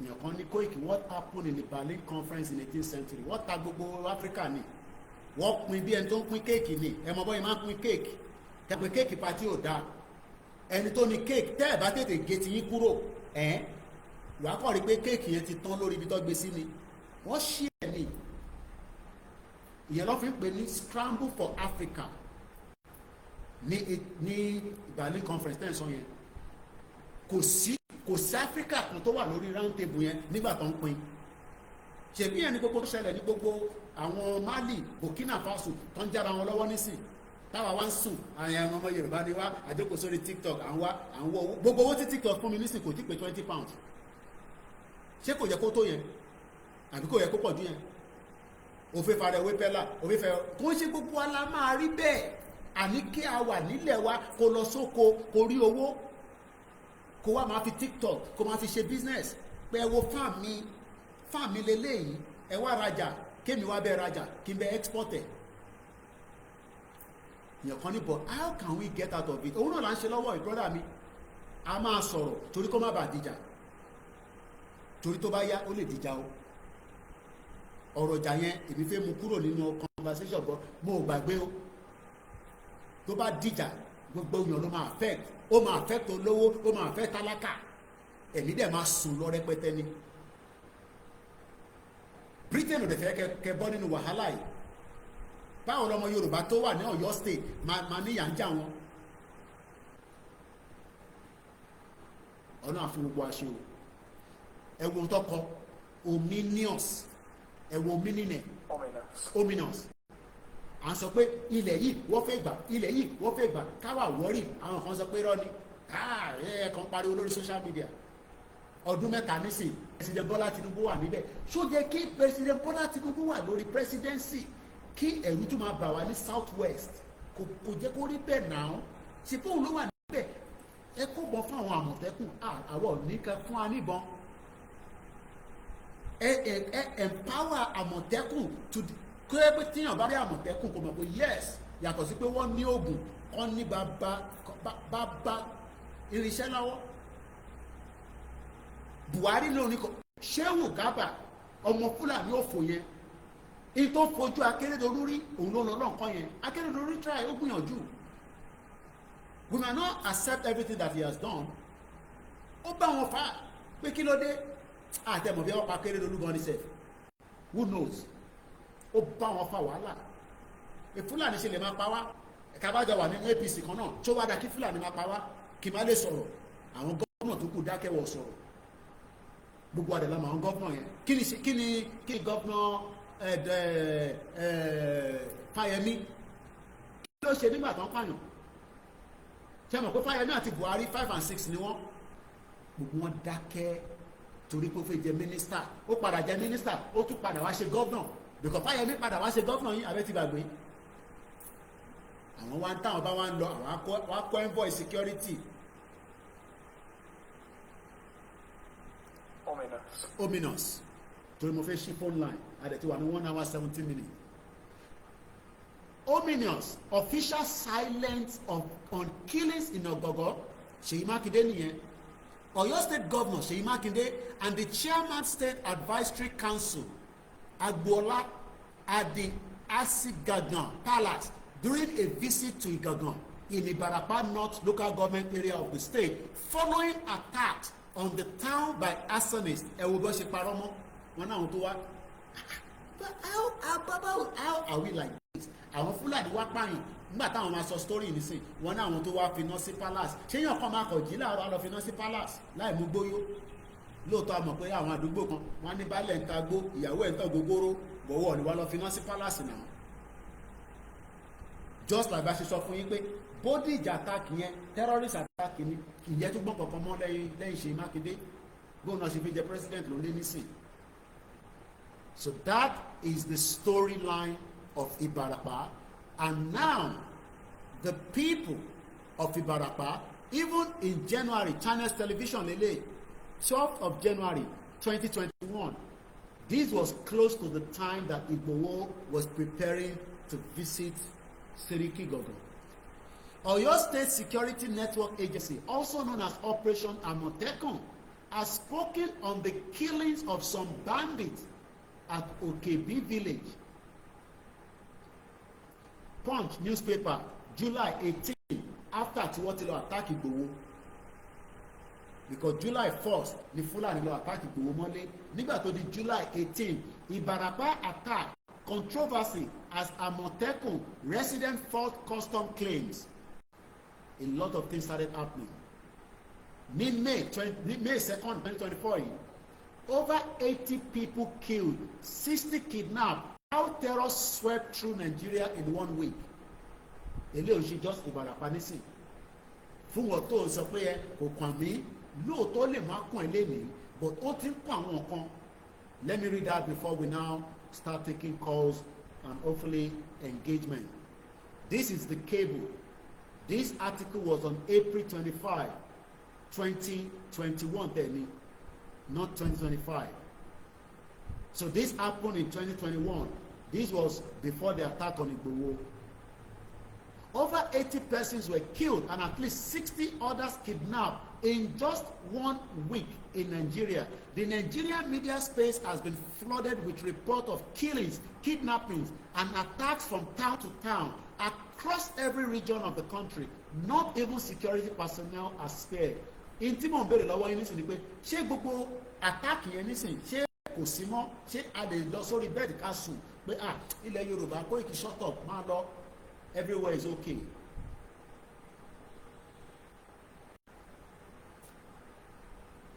From Zamfara to Kaduna to Oyo, ṣé Oyo kì í ṣe ilẹ̀ Yorùbá, to Ekiti State are the most affected.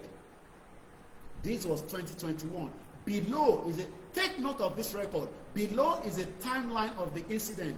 April 19, over 20 persons were killed in a clash between Fulani traders and vigilante group in Zamfara.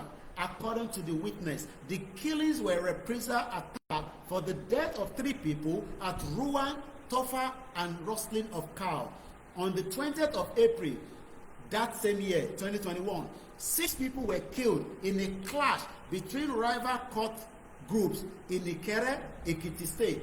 April 20, an unknown number of students were kidnapped from Greenfield University in Kaduna. A security guard was also shot at the attack. Although there is no official confirmation yet, about 40 students are said to have been missing from the private university. The incident was the 3rd attack on the school in the state in 2021. April 21, 2021, an Amotekun operative identified as Sulaiman Kadri was killed by gunmen following an attack on a community in Fiditi, Oyo State. April 22, 2021, gunmen kidnapped 18 passengers traveling from Erua, Igboho Road, Ibarapa area of the Oyo State. Àwọn ọmọ Ìbàràpá wa náà fẹ́ jáde, àwọn fẹ́ welcome Oloye Igboho, ẹ wá ní kó má wá. April 22, 2021, 2 nurses were kidnapped from Idan Hospital, Kajuru local government area, Kaduna State, after an attack by gunmen. The armed men were said to have gained access to the hospital through the fence, opened fire before adopting the nurses who worked on the night shift. April 20, 2021, at least 30 people were killed after bandits attacked a number of Zamfara community. The gunmen were said to have carried out simultaneous attack on Gobirawa, Rini, Gora, Madotu, Dunkole, Imbakura, and Maradun local government area. The death toll in the attack are reportedly risen to 60. The state government ordered the closure of 4 markets, banned the sale of fuel in jerrycan in reaction to the attack in the state. April 23rd, 2021, 3 of the kidnapped Greenfield students were palmed.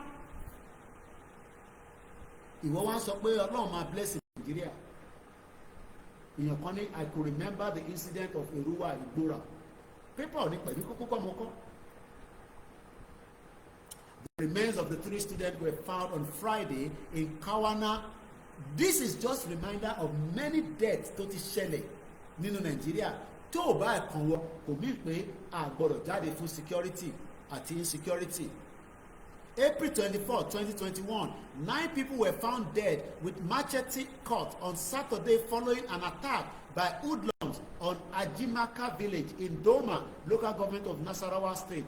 Rama Nasarawa police spokesman said the command received the report of the attack in the early hours of Saturday. President Muhammadu Buhari, olórí burúkú ọmọ àlè Fúlàní, warned bandits to quit pushing their law because his government has the capacity to crush them.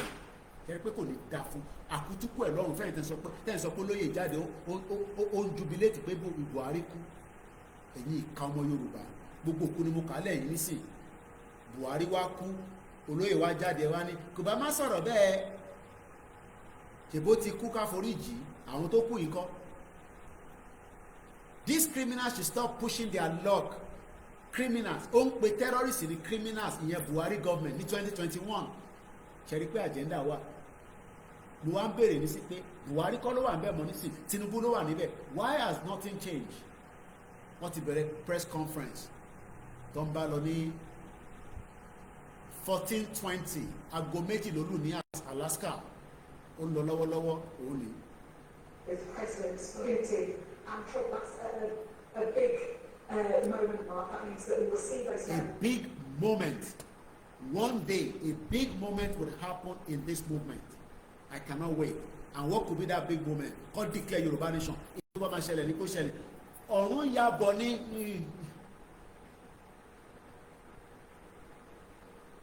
Kò sí tó ń bọ̀ lókè tí ilẹ̀ yóò lè gbà. Kò sí nǹkan tó ń bọ̀ tí ilẹ̀ ò gbà. Ọkọ̀ lè máa dún màrúrú ní. Àìtí rẹ̀ dì ní. Buhari ní these criminals ó ń pa àwọn terrorists torí ó mọ̀ pé àwọn ọ̀run ẹ̀ ní kò gbọ́dọ̀ pé wọ́n ní terrorists sọ́tànà Sókótó máa dòye lọ́wọ́ pé kí ló ṣẹlẹ̀. These criminals should stop pushing their luck too far by believing that the government of Buhari lacks the capacity to crush them. The president was quoted to have said this by Garba Shehu ọmọ àlè. Garba Shehu yẹn náà ló sọ fún Tinubu nísìnyí pé kó tó sọ ọkọ̀ Garba Shehu ti dára àwọn ADC ó ti kúrò l'APC. Hallelujah. Ṣé Buhari ṣé gbogbo tí mo kálẹ̀ ṣé fọ́ọ̀tì Ìgbòho ni? Answer our question here. Is it his fault that I'm defending him as a spokesman, defending Yoruba people under the leadership of Baba Akintoye? Ẹ̀gbọ́n tí Buhari sọ. Àwa ní kò sí Buhari bẹ́ẹ̀ mọ́. Why should we be scared of Tinubu? Láti sọ títọ́. Ẹ má bínú pé mo tàn kámẹ́rà látẹ̀ nǹkan mo ti gbàgbéra ẹ̀ tẹ́ wà lórí Facebook.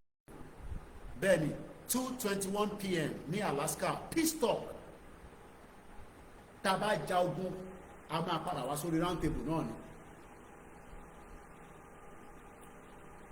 Tá a bá ja ogun a sì máa padà wá sórí round table but ogun yẹn máa lead wa jáde kúrò ní Nàìjíríà. Tá a bá lọ by peace náà ta force ta gbé pressure lé wọn lórí tó o bá gbà á lọ sórí round table neutral ground.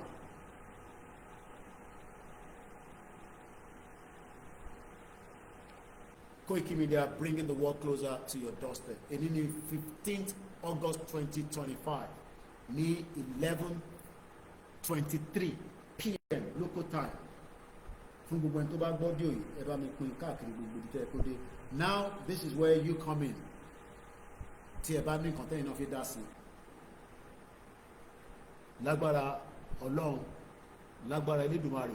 Mr. Idris and Mr. Koiki, do you see a video that Fulani kidnap a brother and sister and the Fulani instruct the brother to sleep with her sister and he refused and they pie him on the farm in Anambra yesterday? Ṣètúgbọ́ mo tẹ̀tí rí yẹn. Wọ́n ní wọ́n jíyàn gbé Fulani wọ́n sọ fún ẹ̀gbọ́n kó bàbúrò sùn ẹ wo gbogbo yamayama tó ń ṣe lórí ilẹ̀ wa. Ẹ ṣe Mr. Peter Ajasa wọ́n ní kò ń ṣe fọ́ọ̀tì Ìgbòho.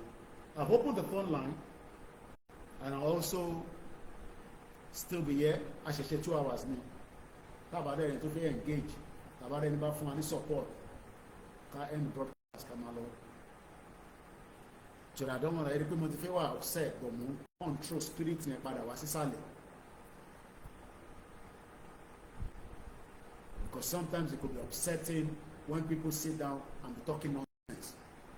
Mo kí àwa Margaret Ìbìjọkẹ́ èyí tí mo gbọ́ níbẹ̀ yìí tó jáde kí n máa monitor screen mi lórí YouTube.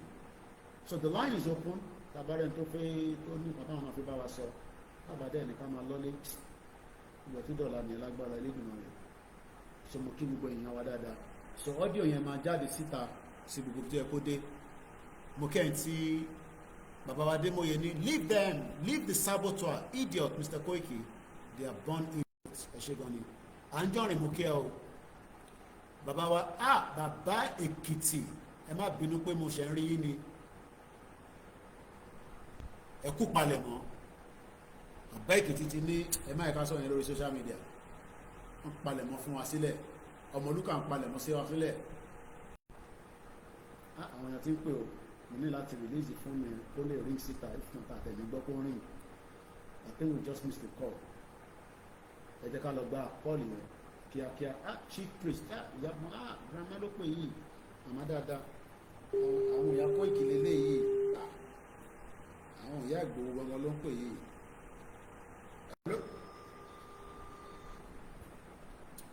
ìjọ ṣẹ̀pẹ̀ mí náà ni mo kí alájà ajá white mo kí hello grandma adúpẹ́ mà ọjọ́ kọ̀ọ̀kan àlàáfíà tẹ́fẹ́ dá sórí ètò ní mà mo ní tẹ́fẹ́ dá sórí program ní mà mo wà lórí live lọ́wọ́ báyìí bẹ́ẹ̀ ni àlàáfíà mo wà àdúpẹ́ mà èmi ò mọ̀ pa yẹn o mo mọ̀ nípa ẹ̀ wà wà lórí program mi sí alright grandma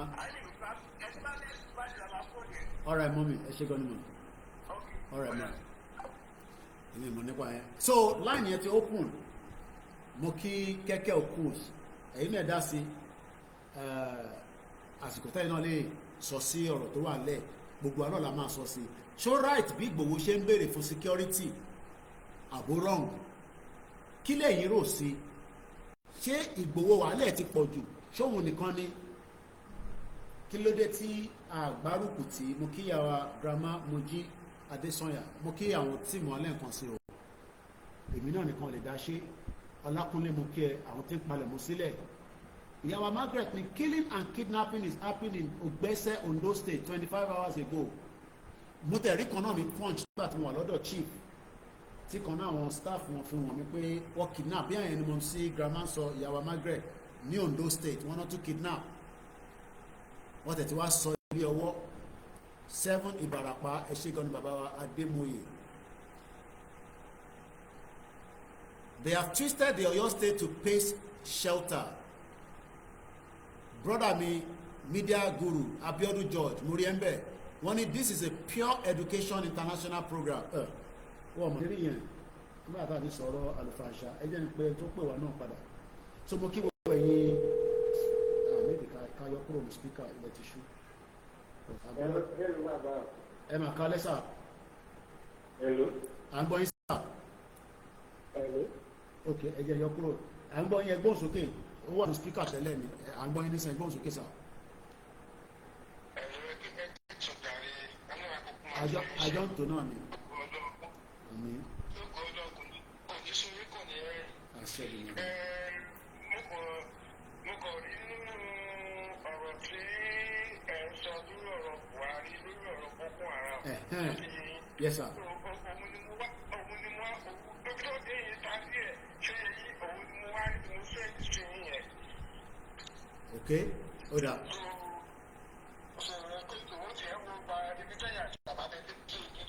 àní èmi mo win wọ́n dẹ̀ mẹ́mi kọ́ ni mo win ìyẹn ni kò wáyé mi jàre èmi mo win àkọ́kọ́ bàbá win méjì tó kù ta ló win.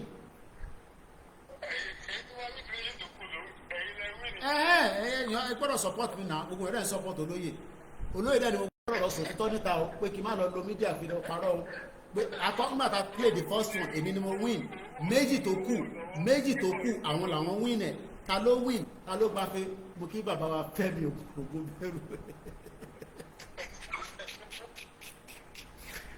mo mọ̀ pé bàbá mi mọ ludo play tó yẹn lọ́dẹ̀ ṣe bá àjọ da 6-6 ni o 6 yẹn àwọn da 6 èmi náà da 6 Ìgbòho kí ló ṣẹlẹ̀ bọ́ àwọn lọ́wọ́ padà wọ́n méjì tó kú mo wà mọ̀ bí bóra pé tí mo ṣe ni pé mo bá má yẹ ká lọ jẹun ó nà kún jẹ ká lọ jẹ yẹn ni.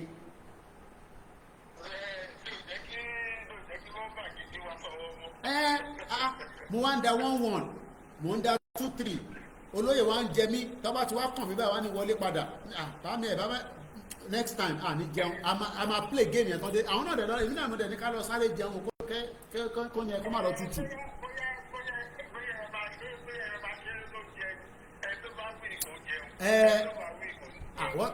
ìkan náà tíìmù wọn staff wọn ìyẹn náà wọn ṣe súyà wọn lọ ra súyà wọn wá ń play ludo so ẹni tó bá wìn ló máa jẹ súyà òun nìkan dẹ̀ ló wá ń wìn ló ń jẹ súyà nígbà tó yá àwọn tó kù palẹ̀ múyà mo rẹ́rìn mo fẹ́ ṣubú wọ́n ní the other person tó ń lose yẹn ó kọ̀ palẹ̀ mọ́ gbogbo súyà ni pé kí ló dé ó ti win mẹ́ta náà ìwọ nìkan ló dẹ̀ ń jẹ súyà yìí so àdúgbò fọlọ́ ó ní ọdún kan tí àwa kan tó fi ránṣẹ́ sí mi máa yẹ ká gbádùn ẹ̀ wọ́n níjọ́ òní mo ti play ludo gbẹ̀yìn èmi kan wọ́n wò lóòótọ́ pé 27 years in the UK ludo níbo ló ti fẹ́ ráyè ludo níbi tó ti ń wá bó ṣe fẹ́ ṣiṣẹ́ tó máa sanwó ná sanwó dis ludo lọ́hùn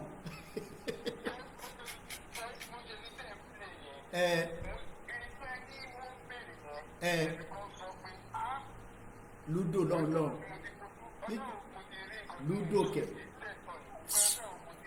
Ọlọ́run no àti a lot is gone wrong in Yoruba land àwa dẹ̀ la like fàájì jù but àwa nísìnyí la wà lọ́ndà serious threat even láàrin Èkó àwọn tó jọ mọ Lagos Island àwọn tó dàgbà wọ́n máa ń sọ pé tó bá di 12 lọ́sẹ̀ máa gbómi ráìsì kaná wá ṣe fàájì títí di 6 I don't think all this can happen anymore kò tẹ́ ń ṣe bọ́ ṣe ń fún gbogbo ẹ̀pọ̀ láàrin Èkó ní sí gbogbo ẹ̀ ti di rádaràda ródòròdò kọ́nà kó ṣàánú. Bàbá ṣe rí táwọn èèyàn máa ń sọ tó máa ń sọ ọ̀rọ̀ Nàìjíríà ṣe rí ṣe yé tó máa fi ń sọ wọn pàtì Europe ọ̀dọ́rin yẹn màá ní kí wọ́n máa sọ pa pàtì Europe wọn ìbí Áfíríkà kan kejì mí náà wáyé ìlú arábù mu wáyé ṣe mo ṣe sọ̀rọ̀ mo ṣe ń bá yín sọ̀rọ̀ yẹn tí abẹ́rẹ́ bá jábọ́ abẹ́rẹ́ tó bá jábọ́ ta èèyàn á rí. Abẹ́rẹ́ bá jábọ́ èèyàn á rí. Ṣé gbogbo wọn street light wọn yẹn tó bá ní sáré. o lè sọ pé o fẹ́ sáré yọ kíní ẹ̀ kó sáré tọ̀ sẹ́gbẹ̀ẹ́ títì tí gbogbo náà tọ̀ yànnàyànnà o tẹ̀ wá mọ kámẹ́rà tó máa wá gbé ẹ tó bá kámẹ́rà bá tó wá gbé yàn fóònù ẹlòmíì lè fi fóònù record kọ́ jù sórí social media tílẹ̀ bá máa fi mọ́ máa mọ bí tó wà because data ẹ̀ ó wà lọ́wọ́ wọn àmì data kankan nínú Nàìjíríà olùkọ́ àgbẹ̀kọ̀ ni a ní name a ní this irọ́ ni o ṣe náà pé Pàtàmì ọmọ Fúlàní kan náà ni Buhari fi jẹ minister of communication tó ní kẹ́yìn máa lọ ṣe sim card ọ plọ́ọ̀kì gbogbo sim card yín ẹ ti gbàgbé òun kan náà ló ń ta data fún àwọn Fúlàní. Bàbá ṣe ní ibi tí àti ní sọ fún mi pé ìgbà òun máa wá ní nígbà wọ́n tẹ̀ bá bá mi dàgbà ẹ̀ ṣe àwọn ṣe rí ṣẹlẹ̀ pé ìlú tí mo wà àwọn ni wọ́n ń fi African Nation Cup ìyẹn Morocco. Ó yé mi sà. Ṣé nílé mi pẹ̀lú ọ̀sìtì tí mo sọ yẹn mo ṣe ń bá yín sọ̀rọ̀ yìí wọ́n tó bẹ̀rẹ̀ kọ́ọ̀pù yẹn ni wọ́n fi ń kọ́ ọ̀sìtì yẹn lọ́nà mẹ́ta ṣe yìí gbogbo ọ̀sìtì gbígbà ọ̀sìtì yẹn almost like 48. Wow. 48 ni. Wow. Tó jẹ́ pé tẹ́lá gbogbo ẹ̀ wọ́n ti wá ṣe tó wọ́n wá gbé sábọ́ọ̀dù àwọn kéyìn náà tó máa ń tàn yẹn tó wá gbé fúláìgì wọn sí òkè pátápátá. Mo ṣe bá yín sọ̀rọ̀ yìí mò ń wò lọ́wọ́ báyìí. Tí ò bá ìlera tí ò bá ẹni tí ì dé gbogbo ọmọ nǹkan tí a ti ní ẹ̀sìn Nàìjíríà la tó wá ń bá ní ìta ló jẹ́ pé Nàìjíríà kò sígbà tí yàn jáde tí yóò rí mọ́tò aago méjìlá mẹ́ta tí o ilé yẹn wọn wá jẹ́ ìyàlẹ́nu fún mi pé. 11:30 ló lù nísìn yàtọ̀ sí bí láàrin Èkó àti Lagos láwọn ibìkan táwọn ti lọ ṣe fàájì àwọn èèyàn náà ṣe fàájì láwọn state wa ẹ má get it wrong but tó bá ti ń di pé òun lọ sínú main federal road o gbọ́dọ̀ jẹun kánú sísàlẹ̀ o ẹ̀rẹ́rìn no kò ń ṣe ilé ìṣọ́ kò bá jẹ Jésù náà ló ń lò kò bá jẹ́ ànábì o gbọ́dọ̀ jẹun sánú dáadáa. ìgbàgbọ́ kò ní látòrí kátó-kùnrin tọ́mìnà bridge. mo kí àwọn Bọ́lá ẹ ṣé gan ni mọ́mì. láti tó bolú mo fẹ́ kùnrin tọ́mìnà bridge lọ́dọ̀ yẹn mo bẹ̀rẹ̀ ní aago mẹ́jọ tó yẹ bẹ́ẹ̀ àtàwọn ní fúdùmábì tí wọ́n ń bọ̀ lọ́dọ̀ yẹn wọ́n dẹ̀ dá wọn dúró wọ́n dẹ̀ rọ́pò wọn lójú wa báyìí gbogbo ọmọdé tó ń bọ̀. nọ́mà nìyẹn sẹ́ nọ́mà ni ìyẹn ṣẹlẹ̀ lójoojúmọ́ nọ́mà ni. A lot is happening in Yoruba land that a lot of us don't even understand what is happening anymore. And because we have many migrants tó wọlé tí a lè account fún pé this is person, this is who you are, and when you cannot account for some people that have become gypsy làwọn kan lọ́dọ̀ tiwa náà àwọn gypsy ò dẹ̀ nílé òun làwọn Fúlàní ọmọ Yorùbá nísì kò sí tó bá tẹ̀sùn abẹ́ bí tó bá dé stage kan náà fi gba yàrá two things tó bá tẹ̀ jẹ́ pé ta ló ń bọ́mọ yẹn sùn á náà fi gba rúùmù kékeré kan lóòótọ́ a rí pé púpọ̀ náà àwọn ọmọ Yorùbá ó kọ́lé sábẹ́ bridge tó ń sùn bẹ̀ gbogbo bẹ̀ lọ ti wó nísìn àwọn tó lè gbé láàrin Èkó tó ti ta gbogbo property wọn tó fi kọ́ ṣọ́ọ̀pù nísìn àwọn ti move sọ́nà Ṣàngó Ọ̀tà nǹkankan but Fúlàní máa dé láàárọ̀ kò nílé ibo ló máa ti yàgbẹ́ níbo ló ti máa sùn níbo ló máa ti tọ̀ níbo ló ti máa wẹ̀ tó bá pààyàn tó bá ṣe jàǹbá fúnyàn kò sí bá ṣe fẹ́ trace ṣé ẹni tó wà mọ́rọ̀ kó ní sí tó bá pààyàn ní sí ṣé ẹni àwọn forensic tó máa jáde àbí jáde lẹ́sẹ̀kẹsẹ̀.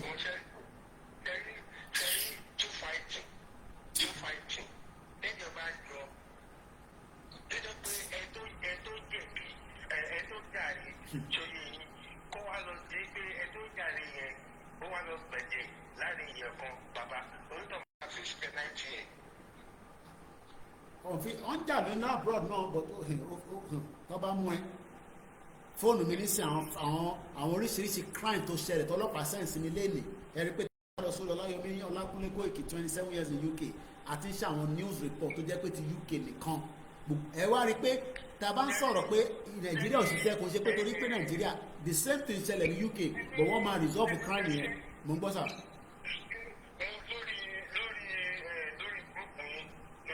Bẹ́ẹ̀ni sà. tí wọ́n fi sun àwọn Haúsá kan tí wọ́n sun tí wọ́n jìbì àwa rẹ̀ tó yẹ kí ni kí ni yẹn mo dín níbi ẹ̀. ó yẹ ẹ̀ tó ń súnyàn tó ń jẹ wọ́n. mo dìde tẹ̀lẹ́sẹ̀kẹsẹ̀. even gan kìíní ẹ̀ gan ọ̀gbọ̀dọ̀ bá lórí fóònù àwọn kan tó ń ṣiṣẹ́ ní àwọn sensitive place kan abroad ní London ní UK wọn ò gbọ́dọ̀ gbà lọ́wọ́ wọn irú àwọn àtàjẹ́ journalist ní sí ẹ̀ àwọn ibì kan wà wọ́n gbọ́dọ̀ bá lọ́wọ́ ẹ̀ pé ẹ́.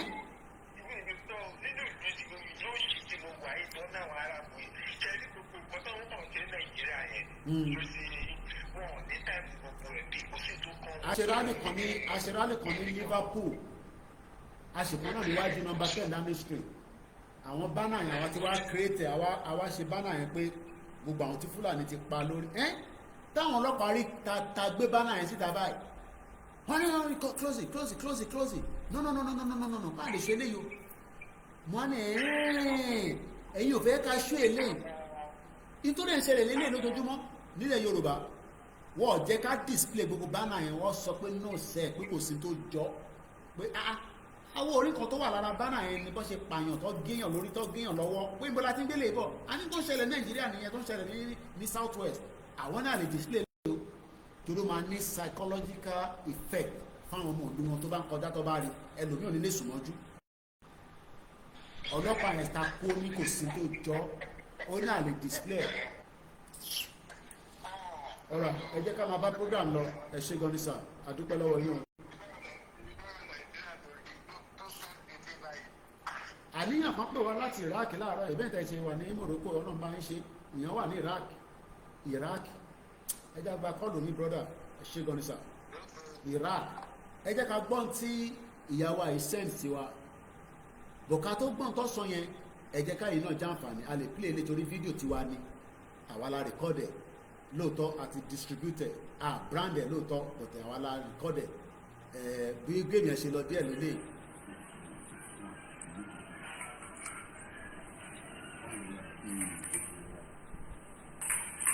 èmi ni mo win mo rí ìyẹ̀kan lọ́bà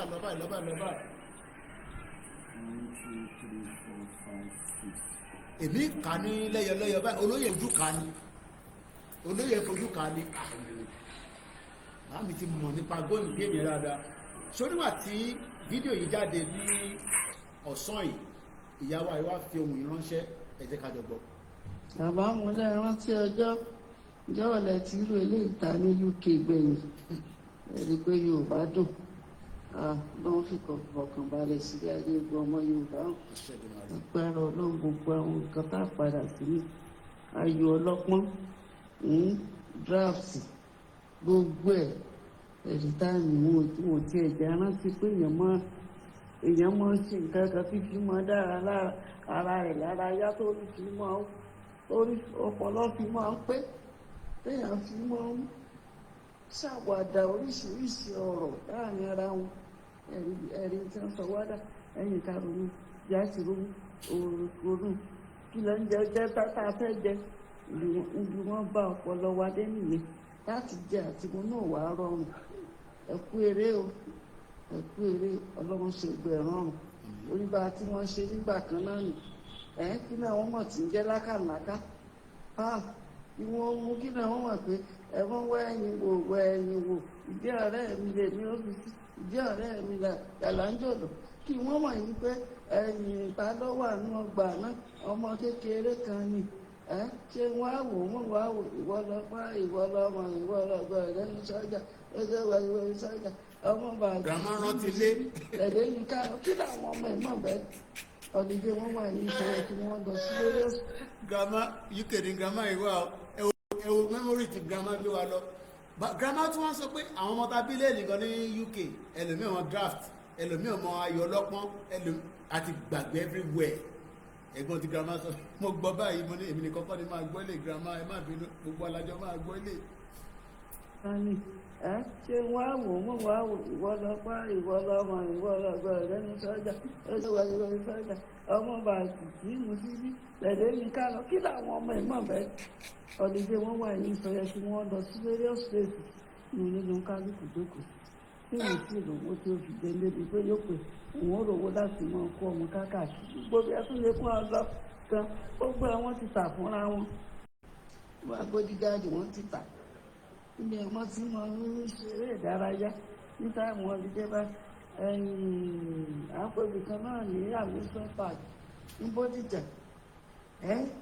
bí èèyàn bá dé Wonderland rí ní Canada bíbẹ̀ ṣe bí amusement park ṣe rí ìyẹn kọ̀ọ̀kan tó fi tó Wonderland rí gbogbo àwọn ti jẹun àwọn olórí wọn bá gba Yorùbá lẹsẹ kú eré ọwọ́. Thank you, grandma. Thank you. kí ló rí fúláì grandma padà mo ní thank you grandma grandma ní ìdí ọ̀rẹ́ mi rèé ìdí ọ̀rẹ́ rẹ lọ máa gbé sí tó bá gbé sẹ́niwẹ̀ ní sí tí Fúlàní bá gbé yẹn ìwọ kọ́ ló máa sọ tó kù. Ẹ jẹ́ ká gbọ́n táwọn Haúsá náà fi ránṣẹ́ sí mi wọ́n fi ránṣẹ́ mo rí nínú gúrùpù wọn ni mo rí sẹ́ndẹ̀ gúrùpù wọn lélẹ̀ back to back ní o làwọn mo gbọ́n kan tó ń sọ náà but Musa ta Adasini kò ṣe Fúlàní àwọn Haúsá ni wọ́n because activist tó reach out sí mi yẹn so kábọ̀ play audio kan tí ó jáde látọ̀dọ̀ wọn mo kí gbogbo wa lẹ́ẹ̀kan sí gbogbo wa náà ni ara wa tú ló yá nígbà tá a rí tí olóyè náà this is him. He has to have time to have his leisure time. Unlike bọ́ọ̀lù ibi ò tẹ̀ mọ́ bọ́ọ̀lù dáadáa. Mo rí because nígbà tí mo wà together mo rí tán transfer window lẹ́ ń pè. Mo wá rí kan tó kọ loan. Mo wá ń bi olóyè pé èwo tún ni loan. Wọ́n ní loan ni pé ẹni tí ó ń gbá bọ́ọ̀lù fún club kan wọ́n wá loan ẹ̀ lọ sọ́nà that club. Àwa journalist èmi ti sáré calculate.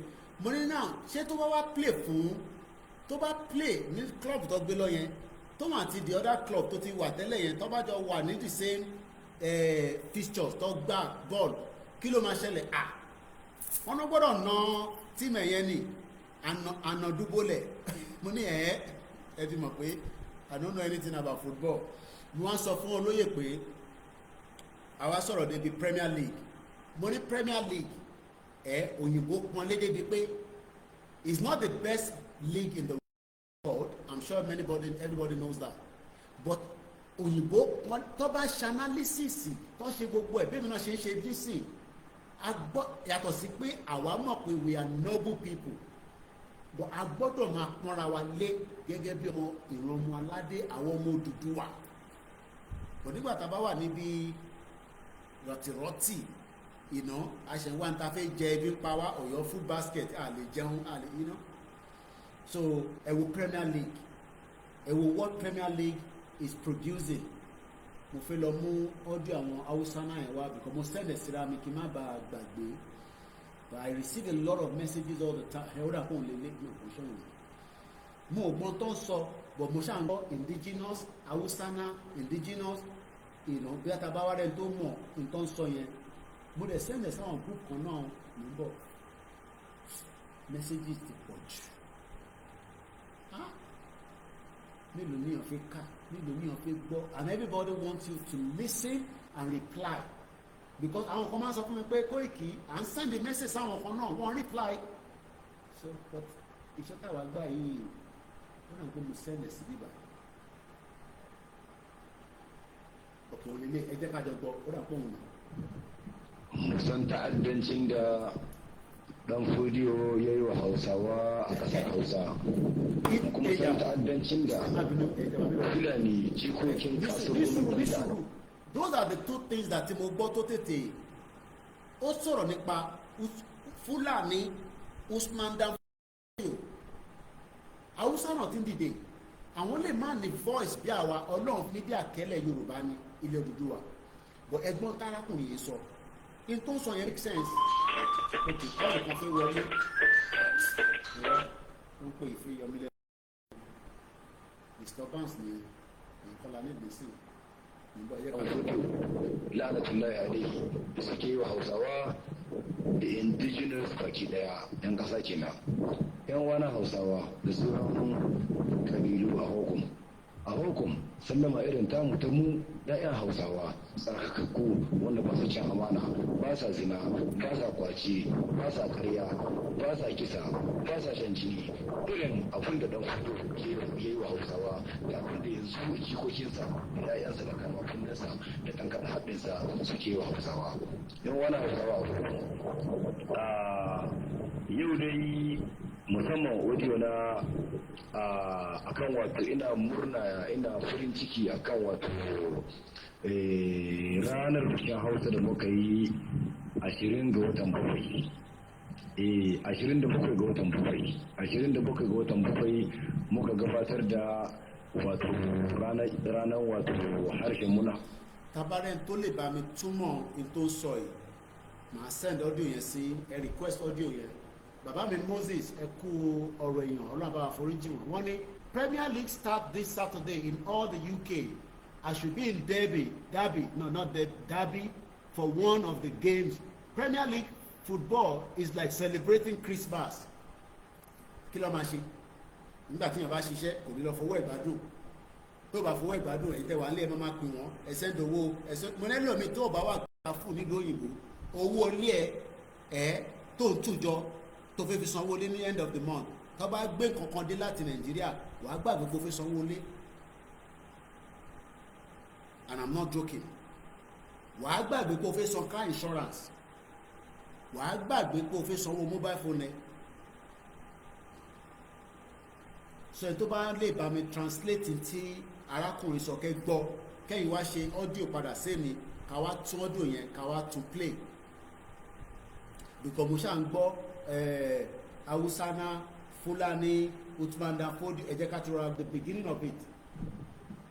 San ta'addancin da Dan Fodio ya yi wa Hausawa a ƙasar Hausa kuma san ta'addancin da Fulani jikokin kasar gwamnatin ta'adda Dan Fodio la'anatullahi alaihi. So okay èyí ni Premier League bẹ̀rẹ̀ mo ṣàrí pé olóyè tó láìpẹ́ bọ́ọ̀lù báyìí so kò yé mi gbà mí kọ́ rí pé loan mo rí loan mo rí àwọn kan yẹn tó kọ sí lára 7.2 million 8 million bí àwọn tó tà nìyẹn mo kí Ọlákúnlé mo kí ẹ masbi bàbá mi Idris ní yes Premier League start today I am so glad àbí kí la máa ṣe sí you innovate mo kí yín so I think we've done enough justice to the discussion as I leave us tonight ẹ má bẹ̀rù ẹ má fòyà.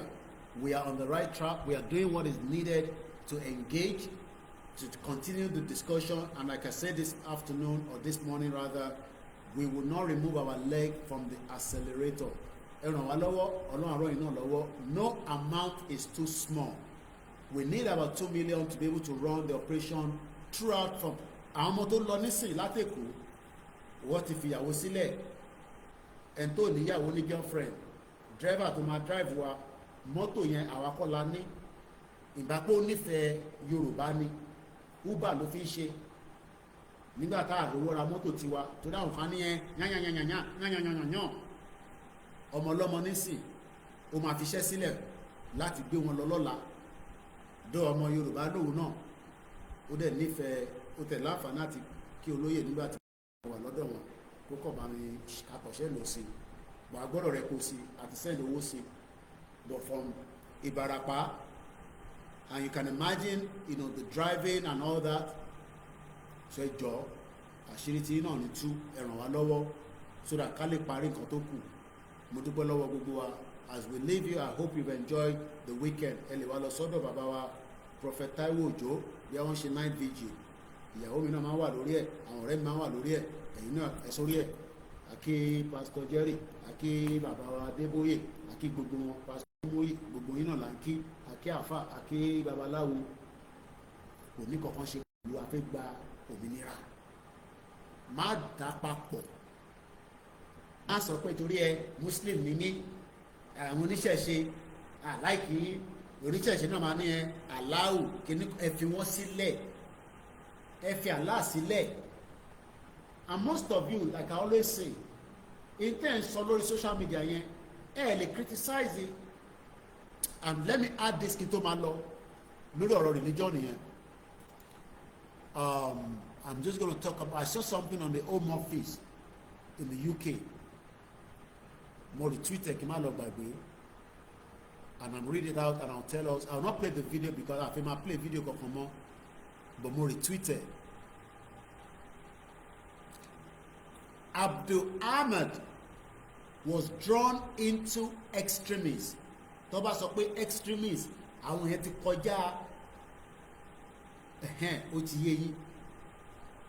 As a young man, joining his Utu Tahiri in search of purpose.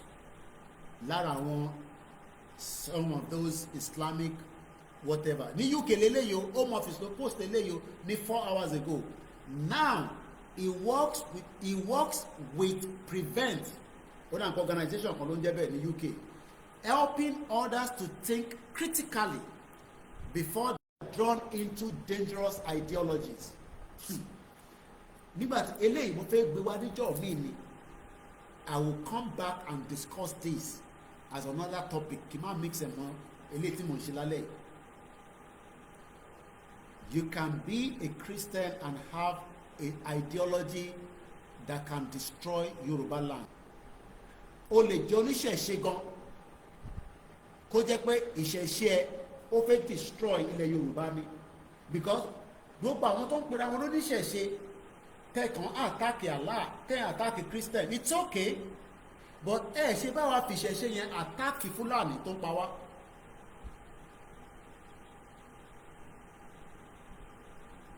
I hope I'm making sense. Èyí tẹ́ fi ń burn energy yín tẹ́ fi attack Allah. Lóòótọ́ Allah tẹ́ ń sọ yẹn ideology ó lè destroy Yorùbá land. Òun ni ó ń sọ ní bíbá.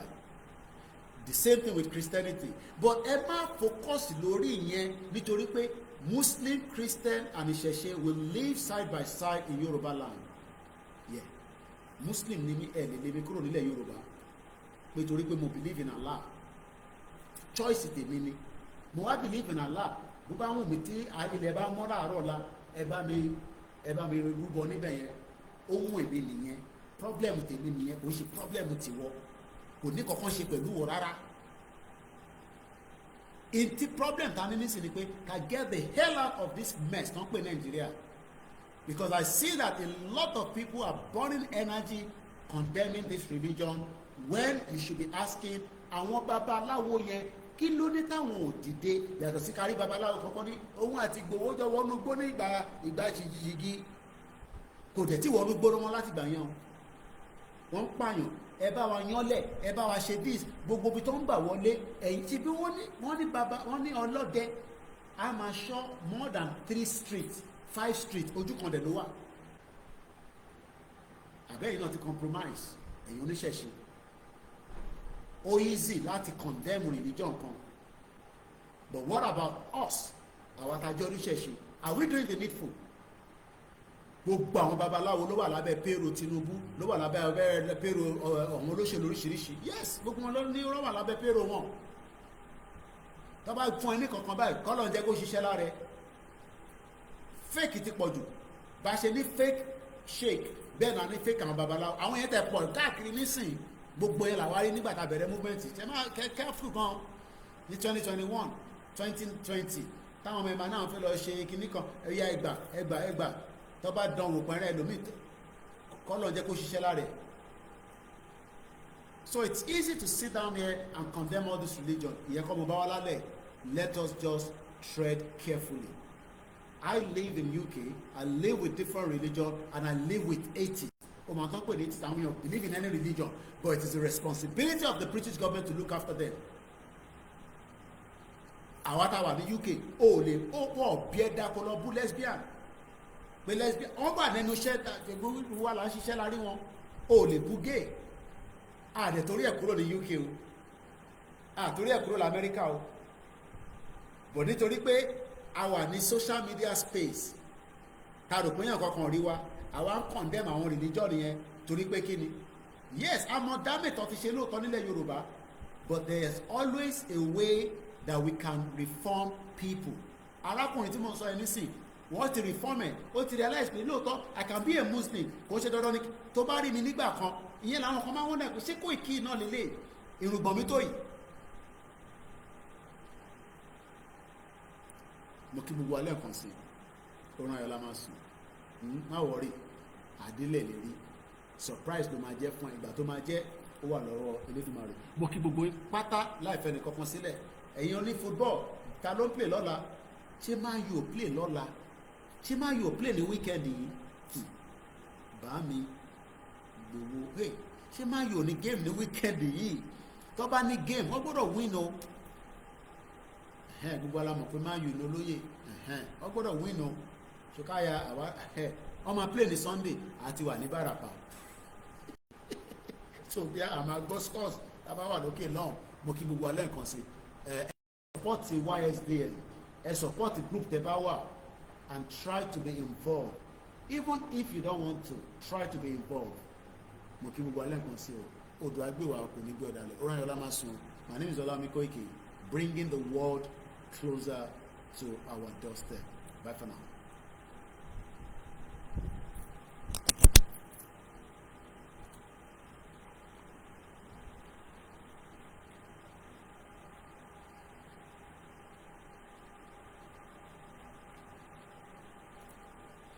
Odaro.